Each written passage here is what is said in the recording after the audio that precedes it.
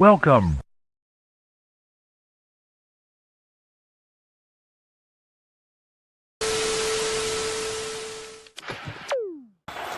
First and goal.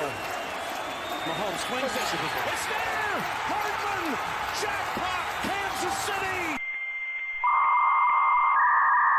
Ready, down! Put. Hello? You play to win the game. I don't want winners. I want people that want to win.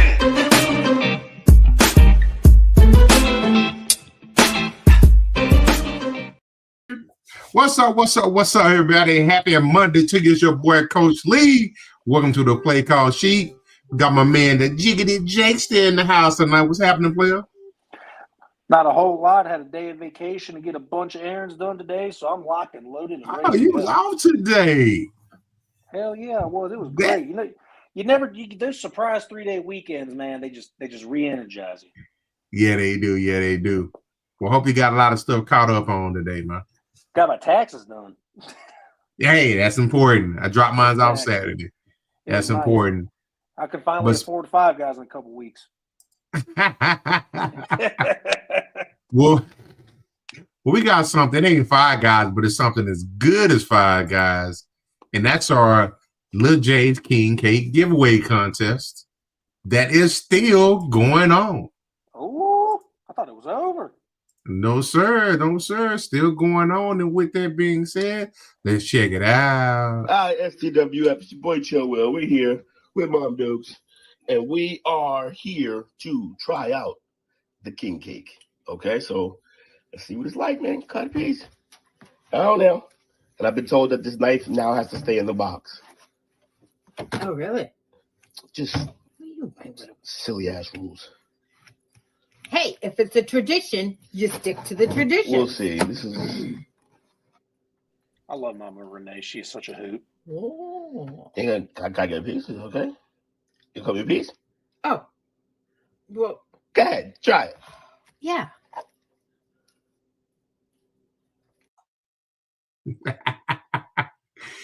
So that was one of our recent winners, Mama Renee, will by default.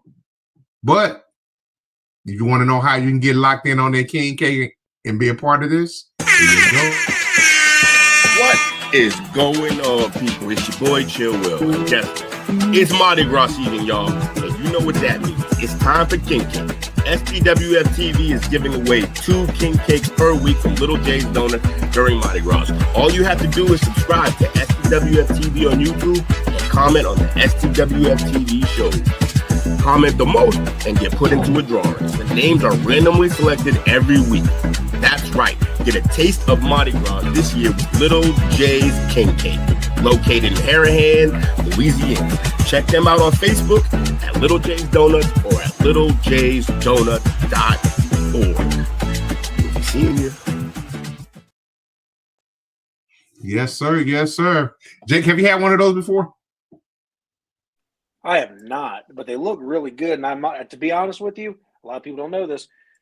Lil J's Donut Shop, they got a TikTok, and he is on all the time, and he brings you the laughs. But I've seen him make them before, and I'm like, I got to try me one of them. Cheap little plug for him, by the way. Hey, we got number love for Josh, man. Appreciate you. Them King Cakes Donuts, man. So, it's Monday night. We talk football. I saw this, and I immediately thought of you and Will, because this is y'all's former head coach. Well, how are you feeling about Hard Knocks this year with Coach Belichick? You know, I find it super neat and interesting because we never really had this type of thing with the college program. And I think with, the pedigree and everything that Bill Belichick has, seeing him even do something like a Hard Knocks is pretty cool too. So I'm excited for it, and I think it's going to bring a whole new outlook on, we're used to seeing what they do in the pros with the Hard Knocks, but now we get to see it from the college side. It's going to be a little change of pace and pretty cool, I think. I like the idea, and I agree with everything you just said, as far as it being a change of pace, first time ever. I'm pretty sure one of his teams has been through this process before in the past, all right? Maybe with the Patriots. Well, not so much the Patriots. I think they did, but it was like an early 2000s, closer to It's been a while. 2010 team that they did. Yeah, it's been years. Once they discovered that they cheated the one time, they're like, we got to keep these cameras out. I'm just playing. They never cheated. If another Patriots fan heard me say that, I'd be excommunicated from the groups. I like the idea of it because I think this out of necessity, if I'm not mistaken, they couldn't find any teams that were part of the criteria that they normally have in order to be on the Hard Knocks, and nobody wanted to participate in it. So they came up with this alternative. I think this could be the beginning of something pretty cool. We talked about, what was it, a couple of weeks ago, the Last Chance U? Yeah, I believe so, right? On Netflix, I think. Yeah. And we liked it. I liked it. Those that saw any one of the then there's like 3 or 4 seasons of Last Chance U. But this is going to be pretty cool here to see it from a big school level. How much we'll see will to be determined. But especially with the NIL coming into play now too. What's up, Biggie Bobby? What's happening? Bobby out there slinging them chicken sandwiches. Go check him out. Yeah, but I like the idea of them coming in there, and from a recruiting standpoint, it's going to be big for him. He already is going to have some insight as far as like how they help these guys get prepared for the next level. Being taught by one of the and actually coached by one of the greatest coaches of all time. People say he is the greatest coach of all time, but definitely on the Mount Rushmore of coaches. Do you think this is going to give him a real big advantage from a recruitment standpoint? I do, because now you get to see what how his practices would be, how he talks to his players, what kind of insight they get before a game. Like I said, because I don't think, Coach, I could be wrong. You can correct me if I am, but this is the first of its kind, right? We've never seen a college Hard Knocks, right? I believe this is the very first time. So, this is groundbreaking. This is neat stuff, and I feel like that this is going to bring a whole new outlook, and you're going to see his philosophy. You're going to get a piece of what it looks like to be a college football player from practice standpoint, and how they take care of the film rooms and everything. Because Hard Knocks is everything. It's not just about on the field stuff. So, I feel like this is going to bring good. Now, depending on how it goes, this could bring good or bad publicity, depending on how Belichick handles it. But I think Belichick is an absolute professional when it comes to his football and how he runs his ship. So I think that this is going to do nothing besides help him in the future if he decides to stay his 3 years at UNC instead of bounce for the NFL after a little bit. Now, say if he's got the patience and he's got the ability. Like I said, for some people, he's the GOAT. For some people, he's definitely on the Mount Rushmore of head coaches. If he somehow, some way brings UNC to some type of prominence, and they even make it to a playoff, or even win the championship, are you ready to solidify him as the greatest of all time at that point? I already kind of look at him like that anyway. All this is doing is just adding another notch to the belt for me. Okay, fair enough. Again, that's definitely hardcore biasism with who you're asking. I don't know exactly how my fellow Patriots fan Will would answer this, but at least to me, because this was my lifetime coach, I became a fan in 2000, 2001. That's Belichick's straight takeover, and I'm like, I already think he brought us 7 championships, right? 7, 6, 7, 6. something. Yeah, something around there. And it's like, I've seen nothing. I've known nothing besides what Belichick has brought. So everything else is new to me since. I've been spoiled and I'm cool with it. Trust me, I wouldn't change it. And I think he's the greatest. And I feel like this would just show a different side of him and say, look, I'm versatile just like Brady was. And if he brings him some kind of, I guarantee, not this year, next year, more than likely year 3, they'll be in the playoffs, no problem. For sure, if he sticks around and he doesn't go back to the NFL.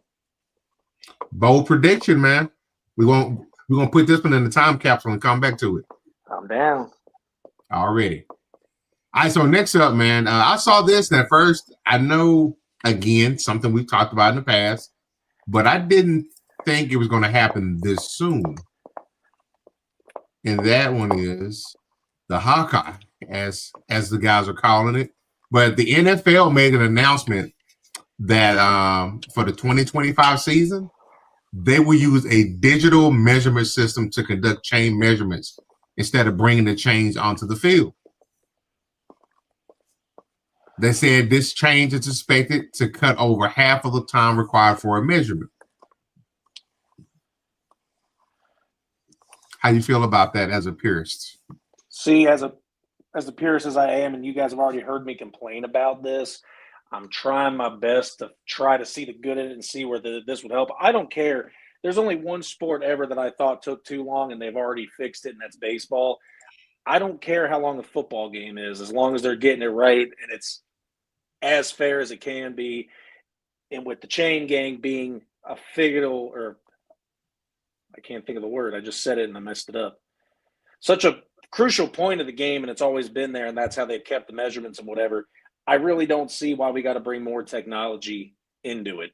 But if it's going to be precise and actually have it, which it's already proven that the technology in the NFL is not precise, let it be a trial year. If it doesn't work out, we don't like it, then just go back to using the regular chain gang. It's fine to bring them out on the field. It's fine to have a precise measurement. If you see where the ball is, it's exactly where you line up the chain.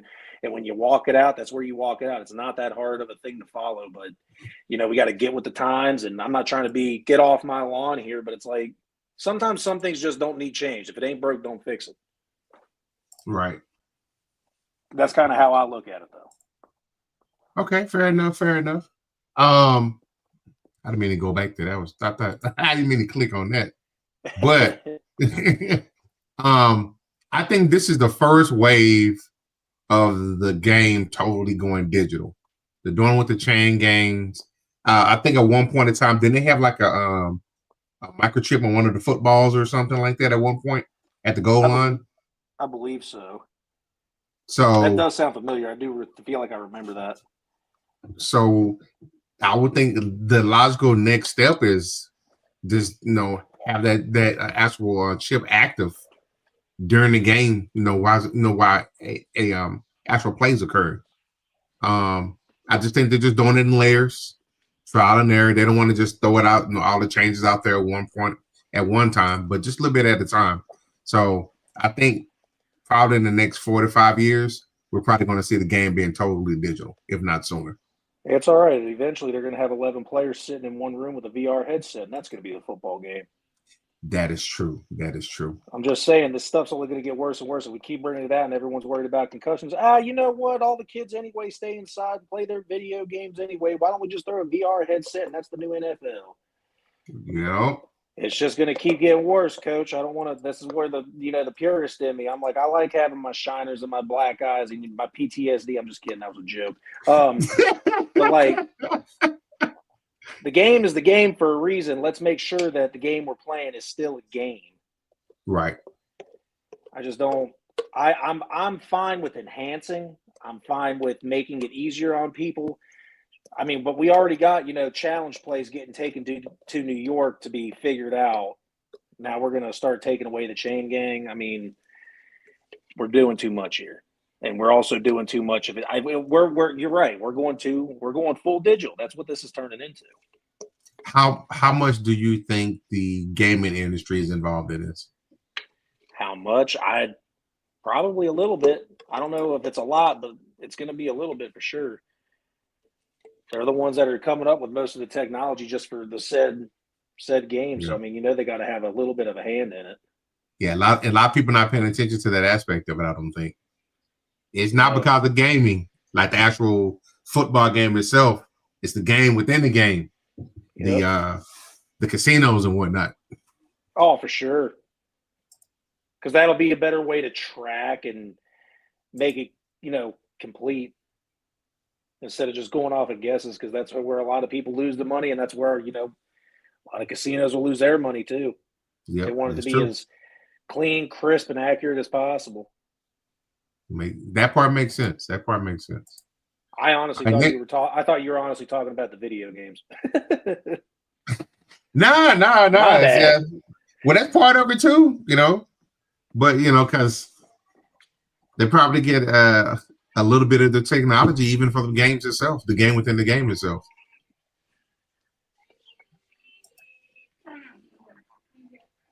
So I know they gave him an ultimatum. I think they gave him up until like the 10th of March or something like that. I know I think free agency starts on the 12th. So, but he made his announcement that he will be coming back. Two-part question. How much do you think he has left in the tank? And what do you think the biggest motivating factor was for him? I feel like he's got one more championship left in him. That's what he's waiting around for. How productive will he be? The way they use him is the smart way to use him. They don't overextend him in the regular season. If they know they're going against somebody tough, they get him more involved. But the thing is, I think this coming up year, I don't think they're going to need to use him nearly as much as they really needed to use him last year and didn't. I think if they win the championship next year, which is likely because everyone's saying that this is going to end up being a Kansas City revenge tour year. But teams fall off, dynasties fall off. This might be the fault of the dynasty. So either they're going to win it or not. I mean, I understand that's pretty vague and obvious to pick, but I think he's got, if they don't win a championship, 2 years, and I think we're going to be hanging on by the edge of our seat at the end of next year to find out if he's retiring or not. But if they win a championship next year, he's done. How valuable is he to the team? He's very valuable because you always got to have a defender on him. This is Travis Kelce we're talking about. But I think next year their wide receiver room is going to be better. They're going to have Rice back. They've already got Worthy there, who's going to be a deep threat. There's going to be a third wide receiver there, whether it be DeAndre Hopkins coming back, Hollywood Brown coming back because they're both free agents, them possibly making a trade for Devontae Adams because they might be in the picture for that, or they might draft. I don't know.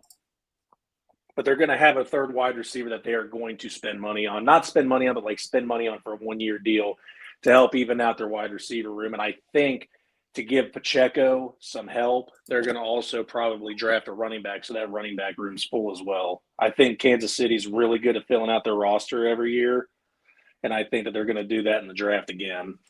But no, for me, if they win next year, Kelce's done. If they don't win, I think he's got 2 years left in him. We saw his production go down this year when it probably shouldn't, but they know his age, so they save him until the playoffs, late year in big games. So I think we're going to just see that all over again. Okay. That was a little. I was looking. My bad. No, not at all. So that's why I asked it in a 2-part question.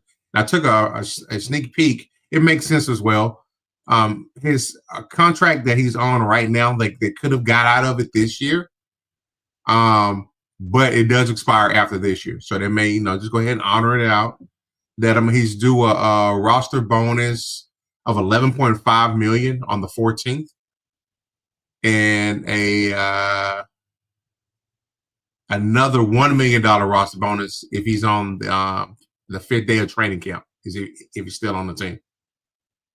So he got a chance to make $12.5 million this year, just in bonuses. That's a pretty nice chunk of money. It is. All right, brother. Next up, we thought he was going to get traded, but he's staying. Matthew Stafford has restructured his contract to stay with the LA Rams. The deal itself, it said, according to Ian Rappaport, the deal with Stafford will be agreed to and finalized over the next few weeks. Sources say the salary for 2025 will be available then. It'll happen likely after free agency. But they indicate it's a 2-year deal worth between 90 and 100 million in guarantees. Talk about a chunk of change. He had been set to count 49.7 million against the cap and more than 53 million against the cap next year, but his base salary for 2025 was only 27 million under his previous deal. they would have been able to save more than $30 million by cutting him after 2025. Ooh, so they stuck with him, huh? By extending him? Yeah, they didn't. They definitely didn't want him to walk. I think that they originally were looking at the money and said, hey, go ahead and explore yourself. And if you don't see anywhere you want to go, we'll see what we can do. And I think he wasn't getting very many deals that he liked. He had, Tennessee and the Giants. Those were his options. He's already dealt with that with Detroit. So they were like, okay, let's restructure and figure out something. And they did what every other smart NFL team would do, make it incentives and bonus based. Okay. And also, what this makes me think, do you think with Stafford restructuring and staying, do you think this means that they might change their mind on Kupp and bring him back? No, from what I've seen, they're still actively either trying to trade him or outright releasing him. So they figured out that even with the restructuring, it's time to move on to the next thing. Yeah. That's crazy for everything that man's done for that organization. That is crazy. He was just a Triple Crown winner. What was that? 2 years ago? 3 years max? Yeah, definitely. Or was that longer than that? Long ago. No, it was. Or was that the year they won the Super Bowl? Yeah, I was about to say the year they won the Super Bowl was 2020 or the 2022. They went to the Super Bowl and won it, I think. So 4 years ago. He was just considered the greatest wide receiver in the game at that time. It's nuts. Just to give up on them like that. But the thing is, their wide receiver room is really not all that big either. They've got Puka. They've got I'm naming the ones that I can name off my head. They've got Puka, Robinson, and Atwell. 3 of them I can think of off the top of my head. And 2 of those guys, you might not even think are like, oh, okay, I mean, yeah, you just named 3 receivers on the team, but I only think one of them's anything to be worried about. Do you think that because they have had so much success over the last 2 or 3 years with young wide receivers coming in, that they feel comfortable doing this? Well, that organization must think Sean McVay's some kind of wide receiver whisperer for them to be having this much faith in it. I mean, because let's be real. None of us thought that, Puka was going to be what he was until it actually happened. And you're like, okay, wow, maybe McVay does have something up his chambers and barrels about knowing what wide receivers are and what they could become. Or maybe he's just getting lucky. Because I thought Cooper Kupp was a nice receiver, but they got him in the 3rd round. Puka, he was a late round pick too, I believe. I mean, you find diamonds in the rough, but I mean, look, you struck gold twice. It might not happen a 3rd time. It should be. It could be a little bit of arrogance. I think so. I'm not gonna sugarcoat it. I think it is arrogance. I think it's dumb to let Kupp walk from that team. So that's a good point. I agree with you on that. So that's a good segue into this next one. You think it's dumb for them to let him walk? How do you feel about this one? The trade that happened over the weekend. Deebo Samuel being traded for a 5th round draft pick to the Washington Commanders.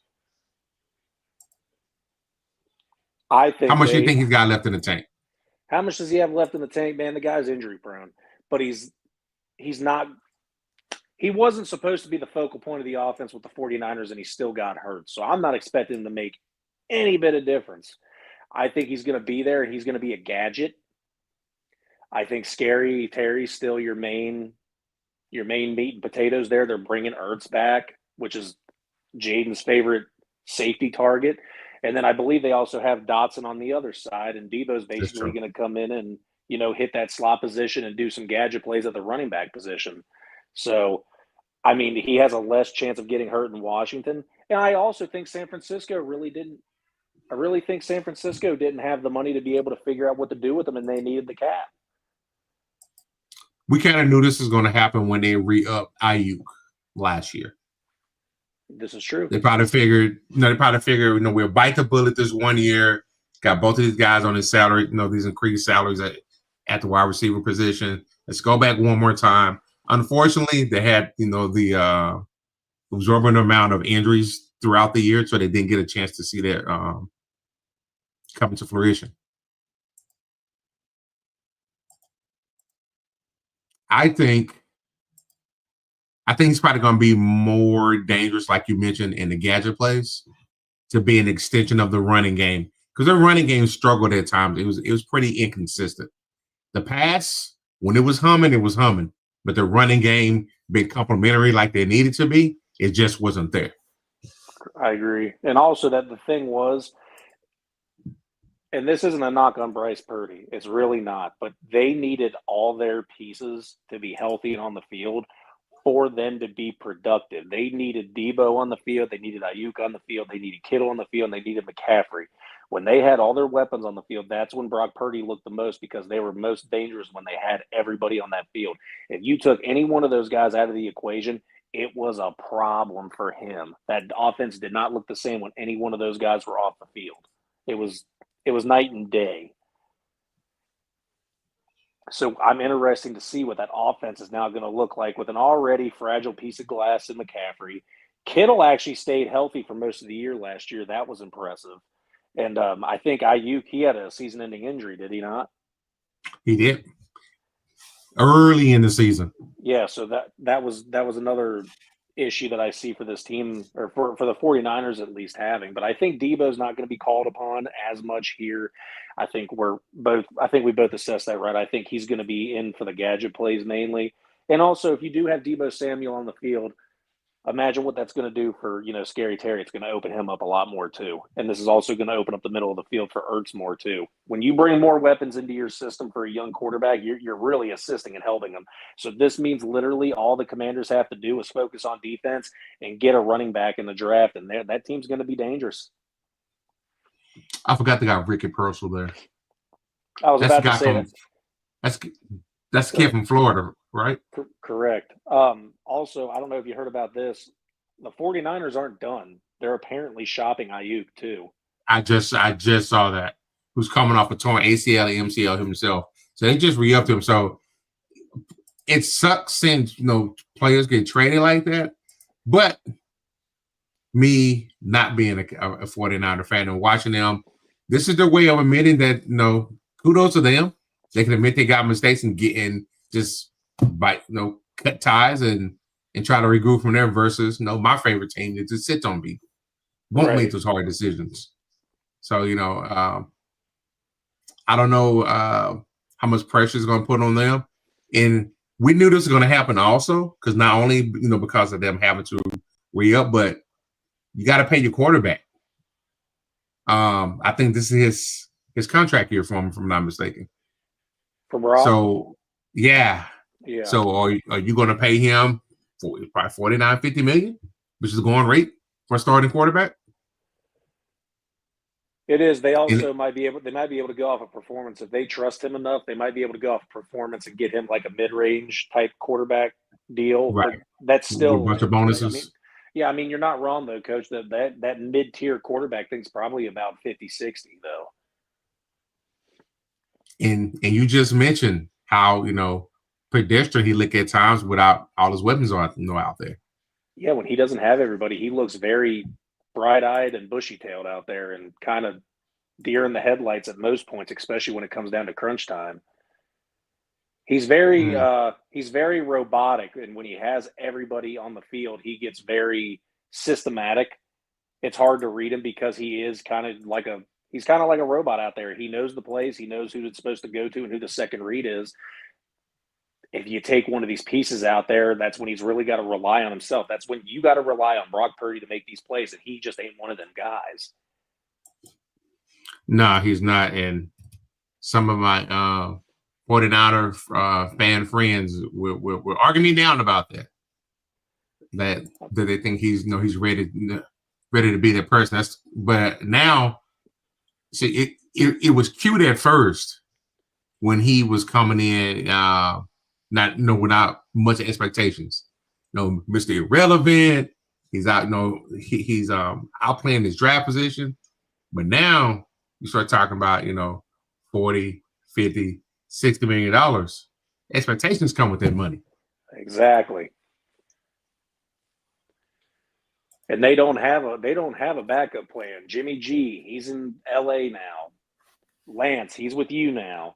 I mean, they don't. I don't even know who their backup is right now. If I'm being 100% honest with you, I don't know who it is. Who was it last year? And also, just to throw it out there, didn't Brock Purdy just have surgery on his throwing elbow too? And doesn't that have cause for concern? I think so. Is that repeat surgery? Or is it the same one from when he hurt it in the playoffs?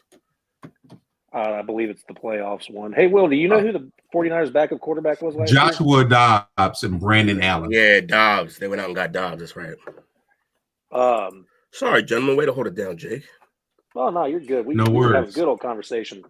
Apparently, it's pointless to have alarms on your phone, so there's that. Sorry, fellas. How we doing today? We're good, man. We just talked about so far. We can get back to this again. Where'd it go? I don't know. I'm being No, honest, no, I'm no, horrible. no, no. I remember about talking about stuff, so I don't even know what we talked about. I got all these freaking tabs open. Cooking up. Oh, you go. Okay, so we talked about the Mardi Gras giveaway. They We still talked did that? about, They still doing it? No, it's over, right? I think this is last week of it. Oh, shit. Either this last week or next week's the last week. Well, then shout out to what you call it? Both Chris Vick, and who else was help? Oh, P Dollar. Chris Vick and P Dollar went crazy for us on the pop-up show. They were the only ones there consistently, and they talked through the whole show on a pop-up show. They're not even playing, so their names got to go in the hat. Pop-up show that started at 10:30. A nightmare. Worse than me being late for this. We was just sitting there chilling. It was all Jake's I fault. think the original show was supposed to go off at like 9:45, 9:50. Yeah. And we ain't popped to like 10:30. And then we stayed on for a whole 2 hours. Yeah, we was up to like 1 something on the pod. Crazy. It was insane. But yeah, no, and also, hey, coach, so they just drafted Ricky Pearsall, and then they signed Juwan Jennings to like a 2 or 3 year deal too, and they had just That's signed right. He flashed this year. I forgot about that, Jennings. Yeah. Wide out number 1 for them this year. and then he goes away. Oh yeah, it's been that quick. But yeah. Oh, cool. Yeah, right. He was wide out 1 all year, Jennings, man. He was cooking. So the minute, like I said it last year, the minute Jennings started cooking, I was like, oh, Deebo's gone. Because for what? And then Ricky came back in like midway through the season and he started balling. I was like, oh yeah. Deebo's long gone. And then again, you popped on right after I said this. I'm sure you've already seen it. It was news to coach, thankfully, so someone didn't know it. They're also now currently shopping Ayuk. I didn't hear that. That's crazy. Yeah, no, they are currently shopping and looking for trade destinations for him. And I mean, he's coming off an injury. He waited out, held out, didn't do any conditioning, no preseason anything, no preseason games, which I know doesn't really matter. But at the same time, it's conditioning for the body. And he got hurt and got that ACL injury very early in the season. So you just paid him all that money. It's going to be hard to move him because that's a massive contract that he's coming off injury. People aren't going to be wanting to take that dive for him. Talk is Lance may go to Indy. Why they're gonna just like have them compete and both be guys who can't throw? Well, all Indy wants really is they want competition in their quarterback room, but you need to at least make it someone that's fun to compete with, like a Joe Milton or something. Yeah, or draft the right guy. But yeah, it's rough. Richardson's not panning out on the level that they expected. So I don't know if it's all him, but it definitely is partly him. So yeah. Is Richardson going into year 3 now? He is. That's crazy. It feels like he was just drafted yesterday. That's nuts. He was. It's crazy. Well, I mean, in terms of games that we've seen him play, it's still only been about a season. Because if that. Right. He missed most of his first season. I think he only played like 4 games. And then he missed some of last season too. So I think he's he's close to like just the 16 games so far. That's nuts. It's within 2 in either direction of I think 16 games. I'm pretty sure. So I do see one contender that's sticking out the most to land Ayuk though, and it's the Broncos. okay. If I wanted to make a guess, and the only reason is if you can't get a decent running back for your rookie quarterback, which is something that a rookie quarterback always needs, is a decent run game to rely on. You get him the weapons, and I think Ayuk would probably be very helpful for him, for Sutton. And they can find a running back in the draft, or if there's a veteran running back available, you can pick him up in free agency for a year. Why not? I don't remember the last time I could say that there's like 4 or 5 legitimate running backs in the draft this year. There are. Me and you looked at that last night, I believe. Yeah, and so they got. I believe is Love from Michigan coming out? Donovan Mitchell. Huh? Donovan Mitchell from Michigan. You said Michigan. Isn't it Love? Is his last name Love? No, it's Donovan Mitchell, number 7. He's the one who's nice over there. I thought they had a running back named Love that was balling. They probably do, because I think Donovan Mitchell had an off year. I'll look at the roster really quick though, if you would like me to. But yeah, you got Hampton out of UNC. Yes. You got Jonty out of Boise. You got both of your running backs, Henderson and Judkins. A few little guys in the draft who hit the 4.3 number. They're gonna go.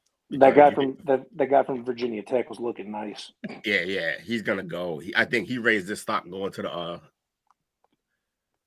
the combine. So you got that. What else we got? I send you way too much stuff. Here it is. Yeah. You've got Tutton from Virginia Tech. Jaden Blue came out that ran under a 4.4. Tiny though. Rashard Smith from SMU. Your guy Montrell Johnson Jr. from Florida. Trevor Etienne's in this draft. Giddens. Etienne, that's the other one I was really thinking about. Yeah. Etienne and Giddens. Yeah, so there's like actually a lot of pretty quality backs in this draft. Jarquez Hunter from Auburn, and then Donovan Mitchell from Michigan. It's like the first year that the running back pool is more wealthy than the wide receiver room. It's crazy. Yeah. So I mean, look, there's gonna be some backs out there, and you're not gonna have to go and get them early. The only one going early is probably gonna be Jonty. I actually could foresee Hampton coming off the board second. And the thing about Jonty, which was kind of nuts, is that when we were looking at the 40 times, he wasn't even in the top 10. I understand the 40 times not make or break for a running back, but it's nice to have some speed. Yeah, it's nice to have it. But like we've seen in the past, it's far greater to have like the vision and the balance to stay on your feet. But yet again, two other running backs that we're not even talking about, when we did already talk about them, they weren't in the top 10 and the 40 either, but they both raised their stock at the draft because of verticals, broad jumps, and everything, and that was Cam Scattaboo and Judkins. They both raised their draft stock this weekend. Absolutely. And I did already tell Coach before you hopped on, I was like, hey, even though I'd hate it as a hater, I do see Judkins going second round to the Cowboys instead of them wasting their first round on Jonty. Get a real need in your first round pick, and then you know that there's going to be other running backs available like Judkins in that second round pick that you're going to end up getting. Yeah, Judkins should be around. Hampton might still be around. When we did a mock, Hampton was still there. So this is true. Yeah. All I know is I'm getting hyped for the draft. The closer it gets, the more excited I'm getting.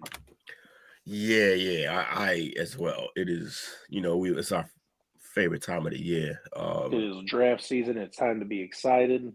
Picks are coming in. The combine's over with. Pro days are around the corner. Free agency's here too. That's all part of draft week too. It's fun, man. Fun. Can't wait.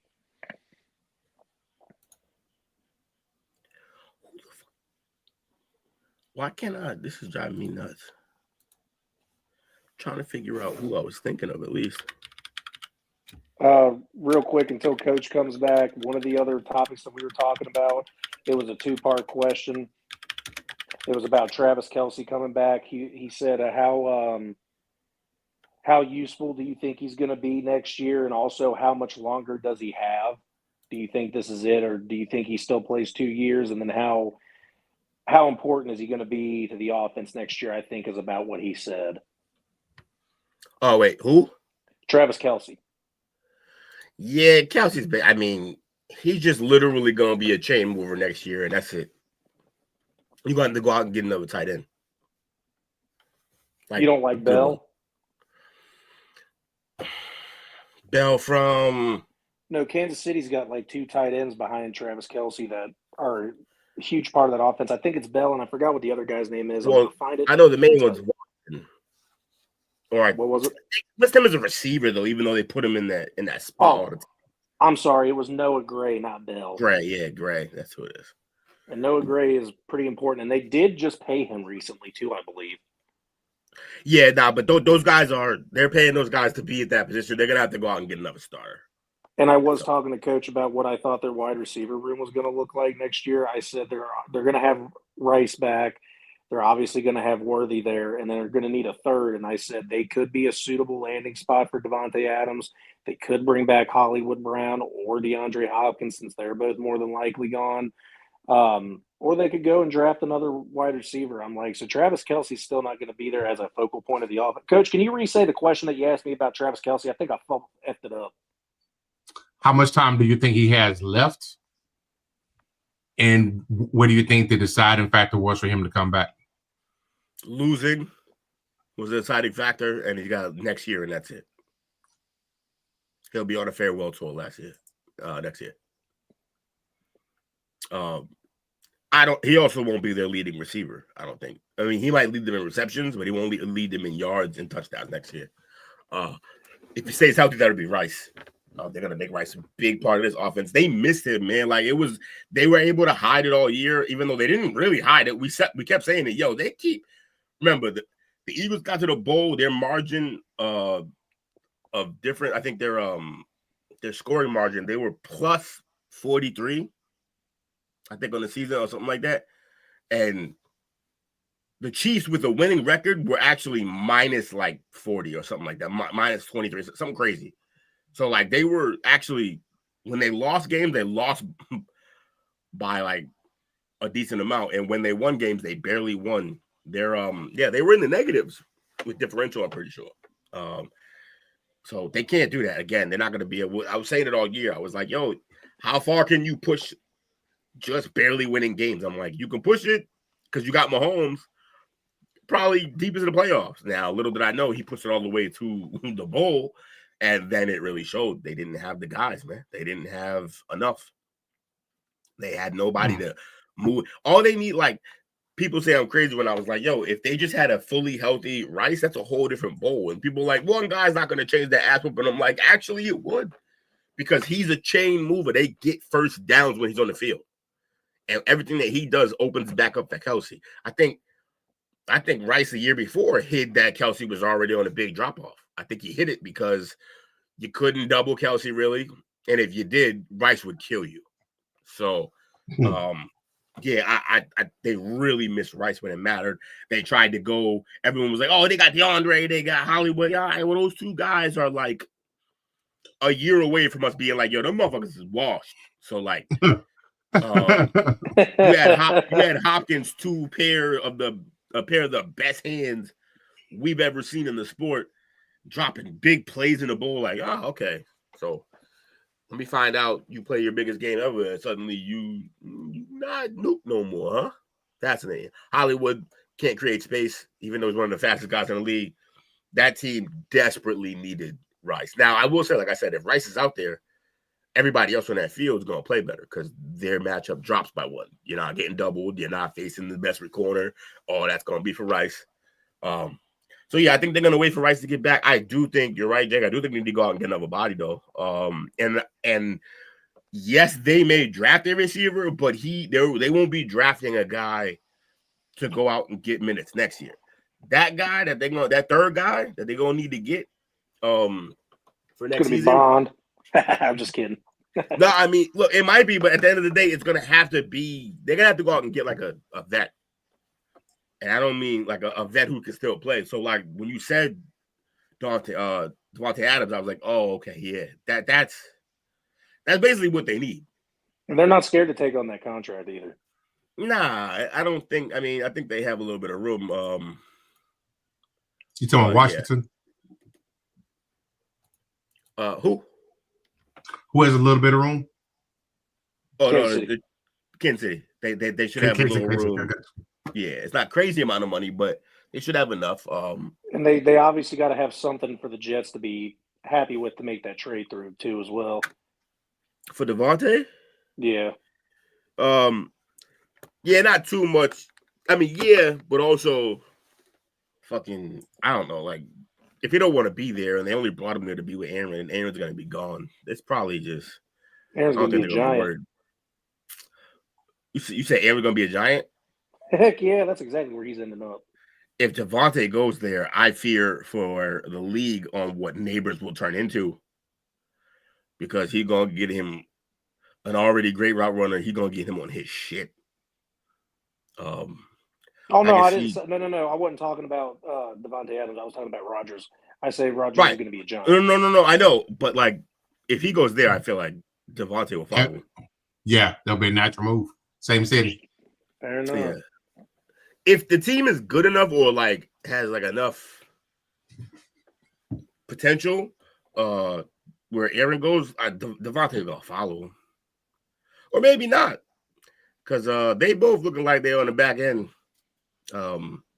Definitely more Aaron than him, but yeah, we'll see what happens. Devontae should go to the Chiefs if he's smart. Go get you. It'd work. Yeah, it'd be perfect for him. And if he went there, man, I'm not gonna lie, he's a great player. He's not the number one if he goes there. Rice is. That's still Rice's squad in terms of receiving, which means Devontae gonna be eating up number twos, cooking. And that's not fun for anybody. And that's a real like chief ass move. So yeah, and that's the thing too, is that apparently from what I was watching is that there were a lot of teams this year that weren't even sending their offensive scouts to the combine. They literally just sent their defensive scouts. There's a lot of teams out there that are solely focused on offensive free agency, and they're going to plug in their holes on defense in the draft. Bobby says if Adams goes to the Giants, I feel like Malik will become more frustrated than what he already is currently. That's impossible. His quarterback was Danny Dimes last year. He can never be as frustrated as he just was. Like, there's just no way. Because, like I said, if Adams goes there, so in my scenario, the only way Adams goes there is if Aaron goes there. Then he has like a real quarterback throwing to him. Nah, man, there's no level of frustration worse than Danny Dimes as your quarterback. Ask Mike. He's in here right now.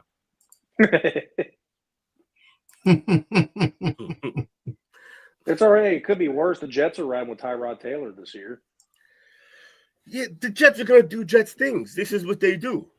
This is just who they are. The Jets are the Jets. They every like 5 or 6 years, they're like, let's put together a team to go with this defense. We gonna put some guys out there. It fails, and then they just go the other route, and they're like, let's put nobody out there. Yeah, this has been the last 5 years. They finally built a good defense, and it's like, why can't you guys build your offensive line like you build your defense? It's not that hard. Oh, by the way, why don't you go get a real quarterback? You got the weapons finally. You got a good running back. You got a couple of good wide receivers. Get the quarterback in the damn line and then get it together. You're talking about the worst owner in the NFL. I know. Yeah, because Dolan's gone. So wait, Dolan's gone. Yeah, Dolan's gone. So yes, to that. Did somebody say Cowboys? I knew it. You either gonna say Cowboys or you gonna say Jacksonville or something like it was not a lot of options, but yeah, bad ownership, and don't sleep. Hot take: Kraft trying to weasel his way onto that list when we realized that's a lot of Bill, a lot of Tom, not a lot of Bob. Is what I'm saying. Not heavy on the Bob. Not as much as it should. No, because he thinks he's Mr. Burns now. And Two called that and made me wrong on live television. Pissed me all off. So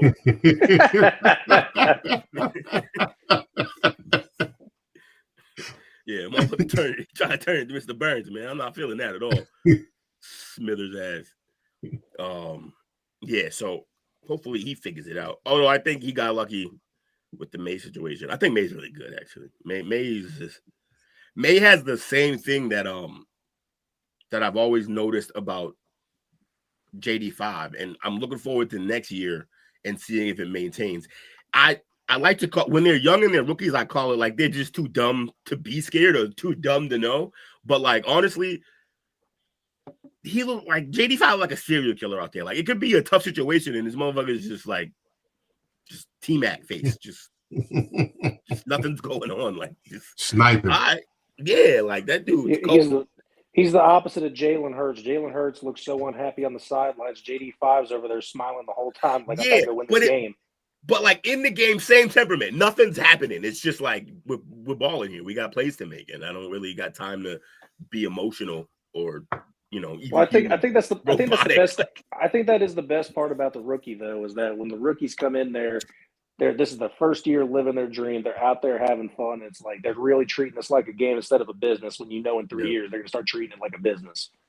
And if they're good, like I said, they dumbass. If they're good, they're like, oh, this shit's easy. Some of them dumbass motherfuckers say the shit too, but like they just be like, oh, it's a little easier. Like, all right, you about to get fucking high load real soon. Yeah, year 2, different step. At your boy's crowd. They go high low you. Those are grown men with kids, and you talk about some easy. Yeah, like you said, there's always that welcome to the NFL moment, and it's a coming if it ain't already a coming. I remember Reggie Bush thinking everything was sweet, and then he met Sheldon Brown a corner, and he almost didn't get up. Well, yeah, what's his name? I was watching the New Heights podcast, and they asked Joe Burrow, "What was your welcome to the NFL moment?" He was like, "It was Brandon Graham." He took the wind right out of my soul. I was on the ground for a good minute and finally got back up. I'm like, he's being nice because his real fucking moment is his left tackle pushing the guy into ruining the whole season. Yeah, tearing his whole knee up.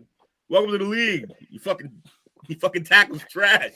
which happened on the command. Yeah, that happened on the Commanders field, right? Yeah, Commanders Field, the land of the knee taken. Bobby, no knee safe in Washington. Did y'all see how bad the combine Will Howard had? Sheesh. But we know that what that means. Drafted in the first round and second overall, pick the Cleveland Browns select quarterback Will Howard. The thing was, I saw people making excuses saying he's not throwing to the receivers that he's used to. This is the combine, this, that. I'm like, no, we dealt with this through the regular season. He overthrows or underthrows receivers a lot, and it was going to show in the combine when there's no pressure, no game on the line. He was completely dialed in and focused in the playoffs. The high's over with. The I don't know. The honeymoon phase is over. He's want to hear my glass half full take on that? What you got? So we always said that during the season, like during the regular season, like he'd just be like he'd keep play, but he got the size. But he'd be missing long, he'd be missing short, but when the heat was on, when it really mattered, he balled. Any fucking like offensive minded coordinator or coach is gonna look at him and be like, nah, I can fix that. The little accuracy, deep and short, and I can fix that. What you can't teach is turning on that clutch when it matters. You can't teach that. And he seems like he got it. He gonna fall. Scary. He gonna fall, but like. Somebody's still gonna draft his ass. I told you where I thought he might end up. Oh, yeah, I forgot what you said. He might be a Raider because that's where Chip Kelly's at. That is a super Raiders ass move. I don't know. I'm a little worried now if the Raiders are still the Raiders because it's Tom there now. And it appears they're just like, hey Tom, you were the greatest player to ever play this game. We're kind of just gonna listen to you. I think it's funny that he became an owner when clearly he wants to be a GM, but I guess, I don't know, big ballers do big things, but like, I don't know why he took an ownership job. He should just be a GM. Maybe with the ownership job, he could just do all this GM ass shit and not have to take the hit when they fucking suck. I don't know, but yeah, he clearly wants to be a GM. And the clock on how long it'll be where he's not both co-owner and GM that's a running clock. It's coming. Yeah.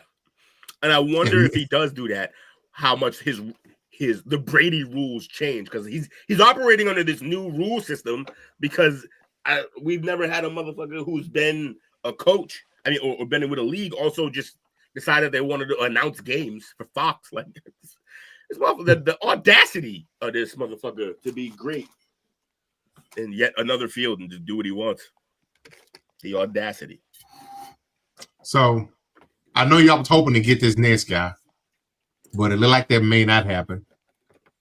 T. Higgins. Why you say that? They're giving him the franchise tag again. Yeah, he's pissed. I would be too, because that takes away his ability to negotiate with other teams. That's why they did that shit.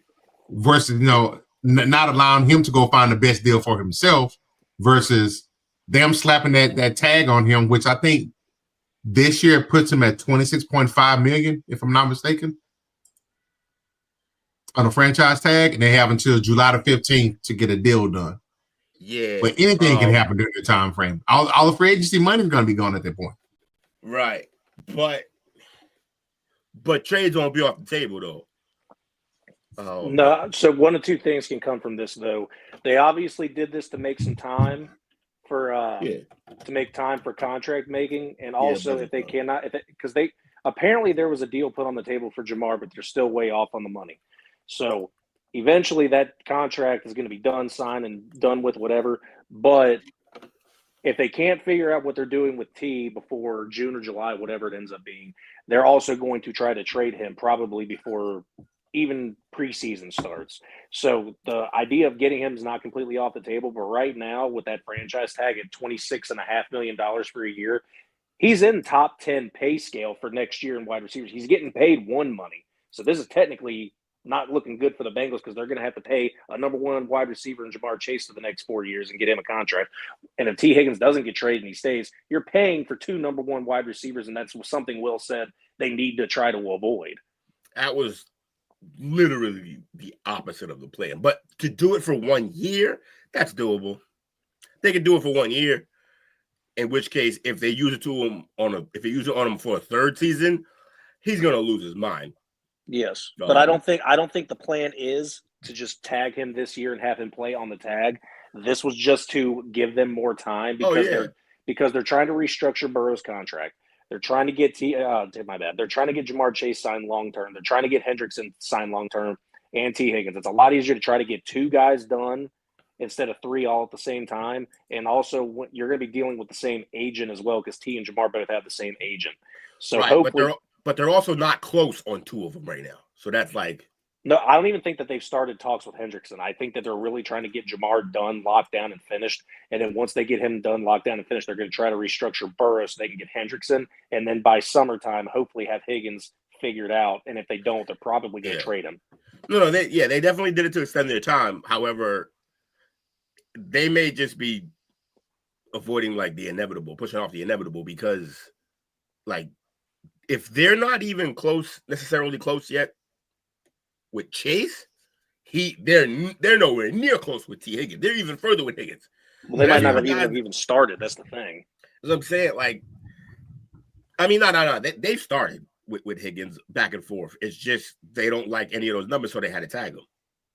Yeah. Which, again, I try to tell people it's very easy to hear a guy say, "Oh, I want to be here," and then his agent says, "This is what you're giving up by taking a pay cut," and he goes, "Oh, I don't want to be here that bad. That's crazy." Yep.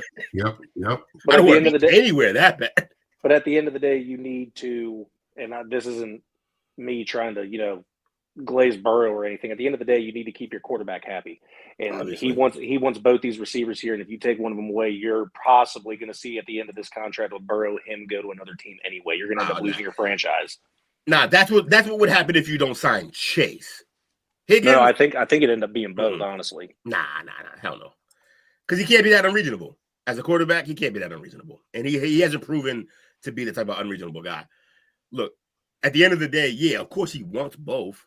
But if you let Higgins go, he'll understand the business. If you let Chase go, yeah, he's leaving after that contract. He's going to be gone. And this also isn't the only thing. I feel like they just tried to free up some cap space. They cut Kappa today, which they got anywhere from like $7 to $9 million in cap just from cutting him.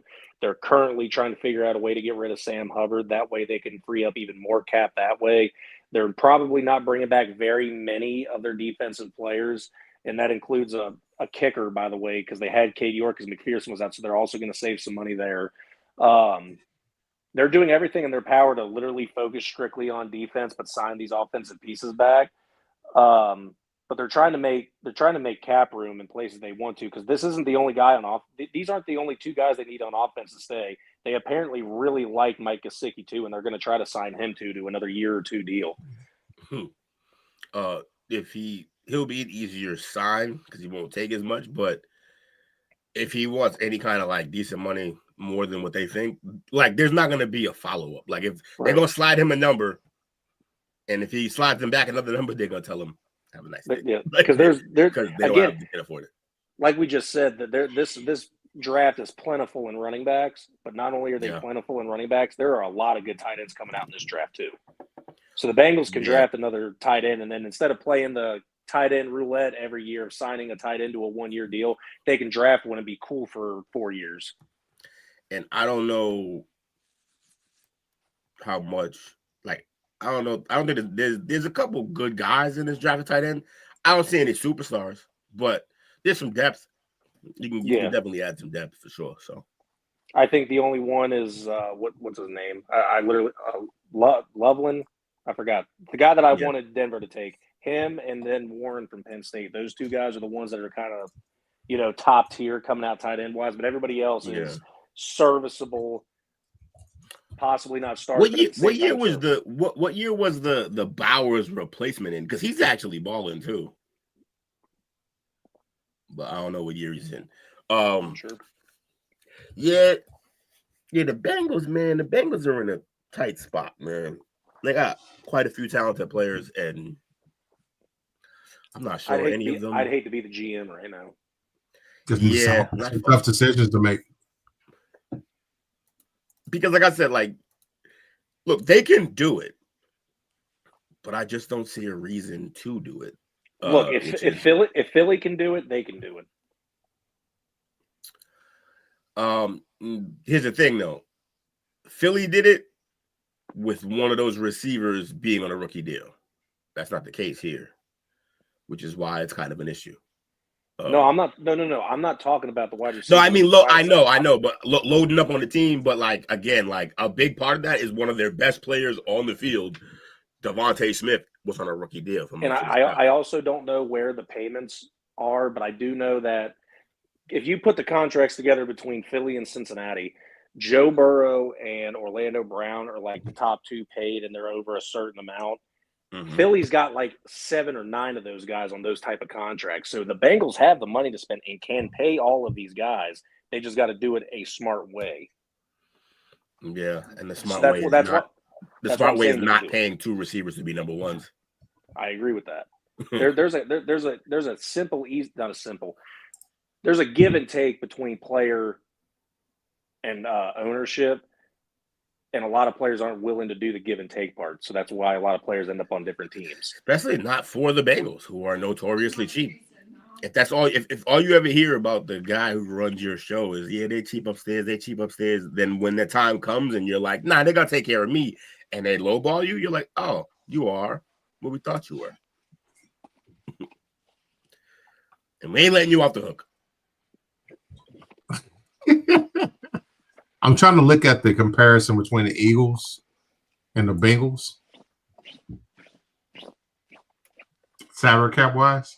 Top 5 salaries for each team. Damn. I'm telling you, the Eagles really did some gymnastics, y'all. You ain't never lying. They whoever the GM is for the Eagles, they need to get him on the national debt relief staff because he knows how to get the money around. Yeah. So top 5 for Cincinnati for 2024. Joe's at 29.7. T's at 21.8. Henderson 20.1. BJ Hill 10.8. Sam Hubbard 10.1 for his cap hits. A travesty that chases it up on top of that list. He's the best. Still on his rookie deal. Now, looking at the 2024 Top 5 for the Eagles. Yeah.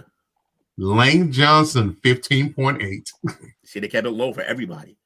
Jalen Hurts, 13.5. Their first one was lower than like the 5th on the Bengals. Like AJ, 11.8. So Jake, in this comparison, not only is Devontae Smith on a rookie deal for all of this time, AJ Brown is on an extremely friendly deal for what he does on the field. And that is not going to happen for the Bengals. So yeah, it's a much different situation. His money done kick in until he's got 40 years at the end of his contract. So for AJ, yeah. No wonder he wants to come to the Patriots. He's like, yo, y'all I'm being lowballed right now, and then the last couple of years my shit can be voided. So I want numbers so that when I do have to move on, I get signed to big money again. Yeah, I don't blame him now. Shit.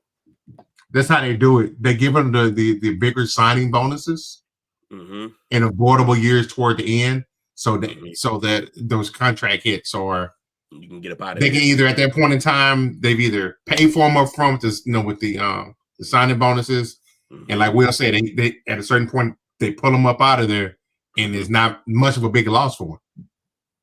Right, smart, and Bengals have some space, but I don't know that they're doing the gymnastics like that with the checkbook. It's a different breed with it's Cincinnati. Damn. There's no smarts here. There's no smarts. Definitely not in that GM room, it feels like. Wow. Yeah. Also, like, was Higgins in the league a year before, Chase? I thought he came in after. I don't know how he's already up for a contract before. If 4-year contract, Chase got a 5-year automatically guaranteed. Well, I mean, like when they came in the league. See, Higgins came out in 2020, round 2. Oh, so yeah, and then Chase is 21, correct?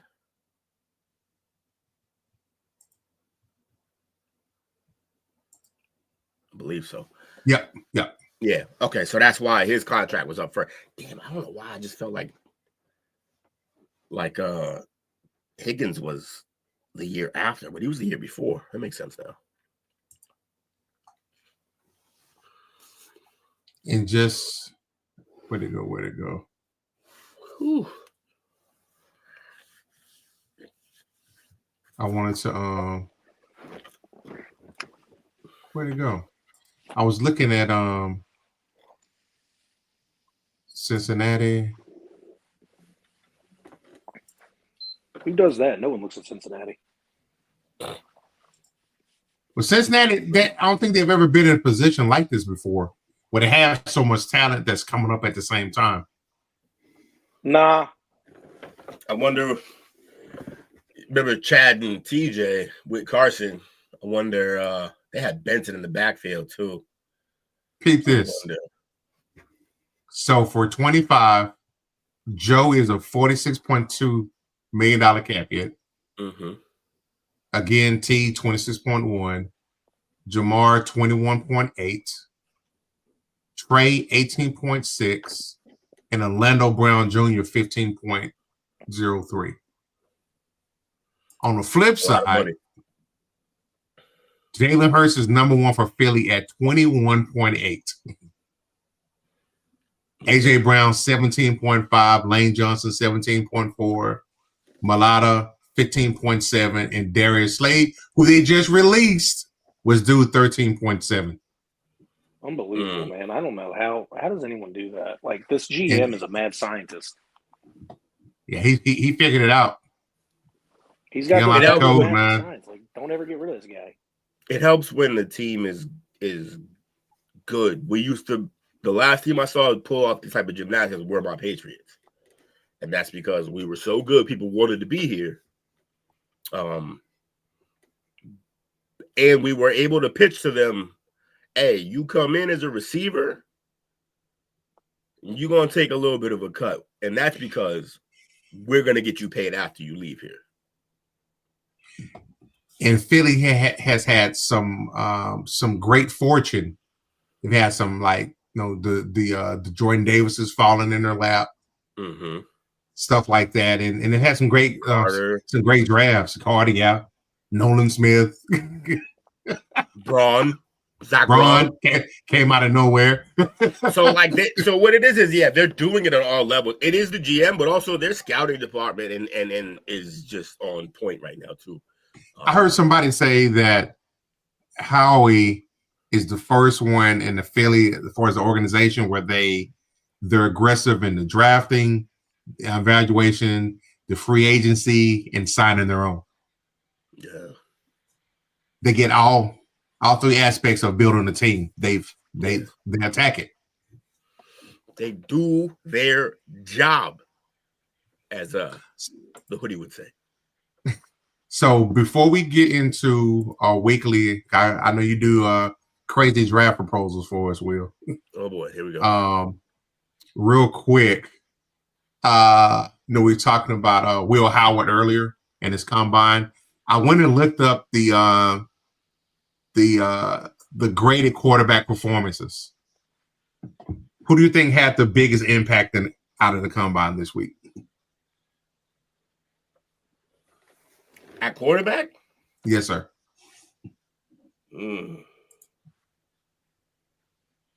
Was it your guy that you think is going to be your backup? Nope. Was it work? Nope. Jackson Dart from Ole Miss. Let's go! Darty! 6'2", 223. He got a grade of an A. Ooh. He helped himself the most this weekend. That's the Jets' future starting quarterback right there. Probably. He came into the NFL Combine with expected cool confidence and letting the ball rip during passing drills. He showed off his deep ball laser from his strong frame while also delivering good accuracy on shorter routes. He didn't run a 40, but his athletic upside could be seen in his frame and mechanics. He still has a fighting shot to sneak into the first round with a dazzling pro day in Oxford. At worst, they say he's going to be a second rounder. At worst now. That's what a solid season in the SEC followed by a good combine to do for you. Hey, you know I'm hyped. I'm a huge fan of this kid, and I want to see him start somewhere. Unfortunately, it'll probably be the Jets. He used to be at Ohio State, right? Do what? Was he ever? No, I don't believe so. Nah, Jake would have been fucking. No. He would have had a fan page made up if he was. Probably. No, I think he was either Ole Miss fooling through or he was somewhere and transferred. Let me see if I can find it. But I think he was Ole Miss fooling through.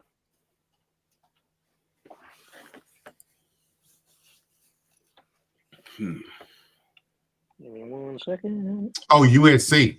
USC first, yes. In 2021. So he left after Caleb arrived. Yeah. He was like, all right, I'm out. Okay. And 6'2", 223 is about the average for quarterback nowadays. He did good. Number 2 quarterback with a grade of an A, Tyler Schaff from Louisville. 6'3", 218. I mean, Kyle McCord, Syracuse, 6'3", 218. Jake's He got an A as well. Dang, way to go, McCourty. This one surprised me because I heard he had some hiccups. But the gunslinger, as Dale calls him, Quinn Ewers. 6'2", 214. He is this year's J.J. McCarthy. Scouts wanted to see him show his whole passing repertoire, and he looked comfortable even when not throwing to his former teammates, Bond and Golden. He made all the throws, putting zip when needed, but also proving he can be an accurate touch passer. Once he was in rhythm, he was smooth and made the throws look effortless. He can go anywhere from the second to the third. But somebody I was listening to today say at times when he did miss, it looked like he does when he's has the accuracy issues, when the pocket gets hot for him. Mm-hmm. Oh, Coach, I forgot to tell you about this too. Apparently, you know who's got a lot of interest in Jackson Dart? Who's that? Your Cowboys. They did say they're going to take a quarterback in the draft. Yeah, they've had their teeth sunk into him since the Senior Bowl. Really? Yeah, they had a long conversation with him at the Senior Bowl, and then I believe they also talked to him at the Combine. So they like him as well. Surprised it wouldn't be Ewers, though. Nah, we've had time to see this kid locally. He gets rattled. He get happy feet, man. Everybody in Dallas just watched everybody like really want fucking a Manning in there the whole season. So yeah. And then in that Ewers performance where he kind of melted down a little bit, I saw it in high school, man. You have been eyeballing the destruction of Ewers for a while. Yeah, it started with my Panthers, man. They handed it to him then. And then he got it from my Buckeyes. Yep. Brady Cook is number 5 from Missouri, got an A-, 6'2", 214. Seth Hennigan from Memphis, A-, 6'3", 215.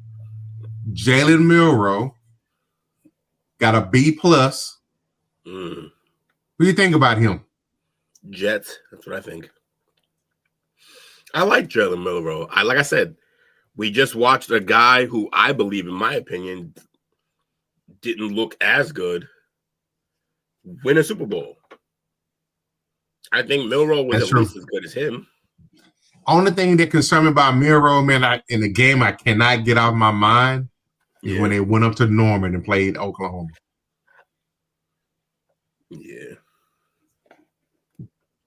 You know. Number 8, Will Howard got a B.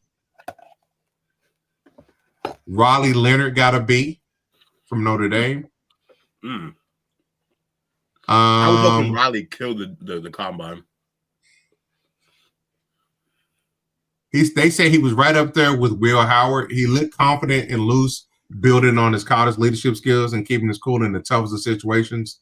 The physical limitations were seen in many of his throws, but he still has ideal backup makeup for like a 49ers like scheme. I can see that. Yeah, he don't got a cannon like they would hope for. Max Brosmer from Minnesota got a B-. And last of the quarterback grades, Dylan Gabriel got a C. Yeah, he's a fucking midget. Yeah. And not even like a cannon arm midget. Like they say he is better, probably better off as a day 3 developmental consideration in the right system. Houston, he'd be a good Washington backup. Yeah.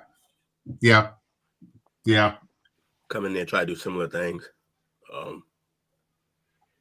But yeah, man, if you're gonna be short, you gotta have like a rocket of an arm. That's why it worked for Russell.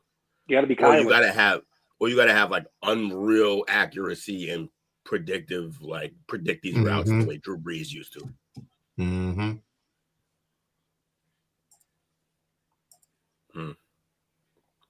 So last thing I want to quarterbacks in the league. Sorry.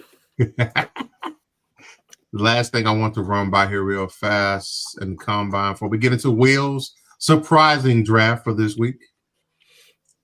The combine winners for this week, Matthew Golden. Oh yeah. They thought Isaiah Bond was going to be the one to challenge Worthy's record, but it was Golden. He ran a 4.29. Unbelievable. I remember Will being shocked about that because I was telling him the 40 numbers. I was like, yo, there was 3 receivers who ran where I was like, where the fuck was that in college? Golden? Look, he made plays, but I never saw that speed on the field.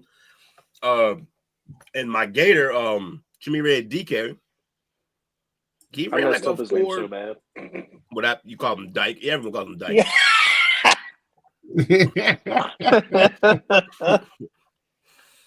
It might be Dyke. I might just be calling him DK because I don't want to say Dyke every time. But yeah, DK ran like a 4.3 or something like. I was like, yo, where on earth was that speed? And Badger ran like a 4.4 something. I'm like, you motherfuckers, where was all this speed? And then I realized, it's because it was Mertz. for most of their time. They were dealing with Mertz. Yeah, not only that. I mean, I sent you all those 40 times, and then the running back from Texas as well was the second in the 40 for running backs. So Blue? Texas had a decent showing. Yes, Blue. Yeah, Blue's fast. He's a little low. This kid right here, he definitely upped his stock at the combine, and I'm glad for him. Get familiar with the name of Edge Landon Jackson from Arkansas. He's Like 6'6", 264 pounds. There was a video to where I'm gonna see if I can pull it up. But when I first saw him, like, there's no way this is guy. It was kind of funny.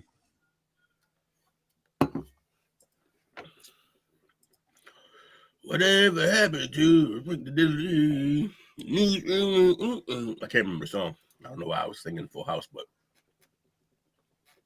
That's from Full House. days go by.